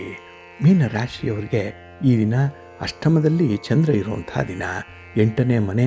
ವಿಶೇಷವಾಗಿ ನೀವು ಎಚ್ಚರಿಕೆಯಿಂದ ಇರಬೇಕಾಗತ್ತೆ. ಅದರಲ್ಲೂ ವಾಹನವನ್ನು ಚಲಾಯಿಸುವಂಥ ಸಂದರ್ಭದಲ್ಲಿ ಜಾಗೃತರಾಗಿರಿ. ದೂರದ ಪ್ರಯಾಣ ಆಗಲೇಬೇಕು ಅನ್ನುವಂಥ ಸಂದರ್ಭದಲ್ಲಿ ಪೂರ್ವ ಸಿದ್ಧತೆಯೊಂದಿಗೆ ಮುಂದುವರಿಸಿ. ಇನ್ನು ಈ ದಿನದಲ್ಲಿ ಒಂದು ಪ್ರತಿಷ್ಠೆಗಾಗಿ ಅಥವಾ ನೀವು ಹಾಕಿಕೊಂಡಿರುವಂತಹ ಕೆಲವೊಂದು ನಿಬಂಧನೆಗಳಿಗಾಗಿ ಶ್ರಮಪಟ್ಟು ಕೆಲಸ ಮಾಡುವಂಥದ್ದು ಇದೆ. ಇದಕ್ಕಾಗಿ ಹೆಚ್ಚು ಹಣ ಖರ್ಚಾಗುವಂಥದ್ದು. ಏಕೆಂದರೆ ನಿಮ್ಮ ಗೌರವ ಪ್ರತಿಷ್ಠೆಯನ್ನು ಉಳಿಸ್ಕೊಳ್ಬೇಕು ಅನ್ನುವಂಥ ಹಿನ್ನೆಲೆಯಲ್ಲಿ ಹಣವನ್ನು ಖರ್ಚು ಮಾಡ್ತೀರಿ. ಹಾಗಾಗಿ ಈ ದಿನ ಇಂಥ ವ್ಯರ್ಥ ಖರ್ಚುಗಳೇನಿದೆ ಇದರ ಬಗ್ಗೆ ನೀವು ಅವಲೋಕನ ಮಾಡುವಂಥದ್ದು, ಆಲೋಚನೆ ಮಾಡುವಂಥದ್ದು ತುಂಬ ಮುಖ್ಯ. ಇನ್ನು ಈ ದಿನದಲ್ಲಿ ಯಾವುದೇ ಒಂದು ಕೆಲಸಗಳನ್ನು ಈಗಾಗಲೇ ಮುಂದುವರಿಸಿದ್ರೆ ಅಥವಾ ನಿಮ್ಮ ಉದ್ಯೋಗದಲ್ಲಿ ಈಗಾಗಲೇ ನೀವು ಸೇರ್ಪಡೆಯಾಗಿದ್ದರೆ ಸದ್ಯಕ್ಕೆ ಅದನ್ನು ಬದಲಾವಣೆ ಮಾಡಿಕೊಳ್ಳುವಂಥ ಒಂದು ಪ್ರಯತ್ನವನ್ನು ಮಾಡಬೇಡಿ. ಏಕೆಂದರೆ ನಿಮಗೆ ಅಷ್ಟೊಂದು ಅನುಕೂಲಕರವಾಗಿರುವಂಥ ಪರಿಸ್ಥಿತಿ ಇಲ್ಲ. ಗ್ರಹ ಸ್ಥಾನಗಳು ಅಷ್ಟೊಂದು ಫೇವರಬಲ್ ಆಗಿಲ್ಲ. ಅದಕ್ಕಾಗಿ ಈಗ ಯಾವುದರಲ್ಲಿ ನೀವು ಮುಂದುವರೆದಿದ್ದೀರಿ ಅದನ್ನೇ ನೀವು ಮುಂದುವರಿಸಿ. ಅದರಲ್ಲಿ ಬದಲಾವಣೆ ಅನ್ನುವಂಥದ್ದು ಸದ್ಯಕ್ಕೆ ಬೇಡ. ಇನ್ನು ಈ ದಿನ ಸದ್ಯದ ಪರಿಸ್ಥಿತಿ, ಅದರಲ್ಲೂ ಕುಟುಂಬದ ಪರಿಸ್ಥಿತಿ ಅಷ್ಟೇನೂ ಉತ್ತಮವಾಗಿಲ್ಲ. ಅದಕ್ಕಾಗಿಯೇ ಈ ದಿನ ಯಾವುದೇ ನಿರ್ಧಾರಗಳನ್ನು ಕೈಗೊಳ್ಳಲಿಕ್ಕೆ ಹೋಗಬೇಡಿ. ಇನ್ನು ವಿಶೇಷವಾಗಿ ಅಭಿವೃದ್ಧಿಯತ್ತ ಮಾತ್ರ ನಿಮ್ಮ ಗಮನ ಇರಬೇಕು. ವ್ಯಾಪಾರದಲ್ಲಿ, ವ್ಯವಹಾರದಲ್ಲಿ, ನಿಮ್ಮ ವೃತ್ತಿಯಲ್ಲಿ, ಉದ್ಯೋಗದಲ್ಲಿ ಹೇಗೆ ಅಭಿವೃದ್ಧಿಯನ್ನು ಸಾಧಿಸಬೇಕು, ಹೇಗೆ ಮನಃಶಾಂತಿಯನ್ನು ತಂದುಕೊಳ್ಳಬೇಕು, ಈ ವಿಚಾರಗಳ ಕಡೆ ಗಮನ ಕೊಡಿ. ಮೂರನೆಯವರ ವಿಚಾರ ಈ ದಿನ ನಿಮಗೆ ಬೇಡವೇ ಬೇಡ. ನಿಮ್ಮ ಮನೆ ದೇವರನ್ನು ಸ್ಮರಣೆ ಮಾಡ್ತಾ ಇರಿ. ಹಾಗೆ ಭಕ್ತಿಯಿಂದ ಈ ದಿನ ಶ್ರೀರಾಮ ರಕ್ಷಾ ಸ್ತೋತ್ರವನ್ನು ಹೇಳ್ಕೊಳ್ಳಿ, ರಾಮನಾಮ ಜಪ ಮಾಡಿ, ಆಂಜನೇಯನ ದರ್ಶನ ಮಾಡಿ. ಒಳ್ಳೆಯದಾಗತ್ತೆ. ನಿಮ್ಮ ಅದೃಷ್ಟದ ಬಣ್ಣ ಬಿಳುಪು, ಅದೃಷ್ಟದ ದಿಕ್ಕು ಈಶಾನ್ಯ ದಿಕ್ಕು, ಅದೃಷ್ಟ ಸಂಖ್ಯೆ 1.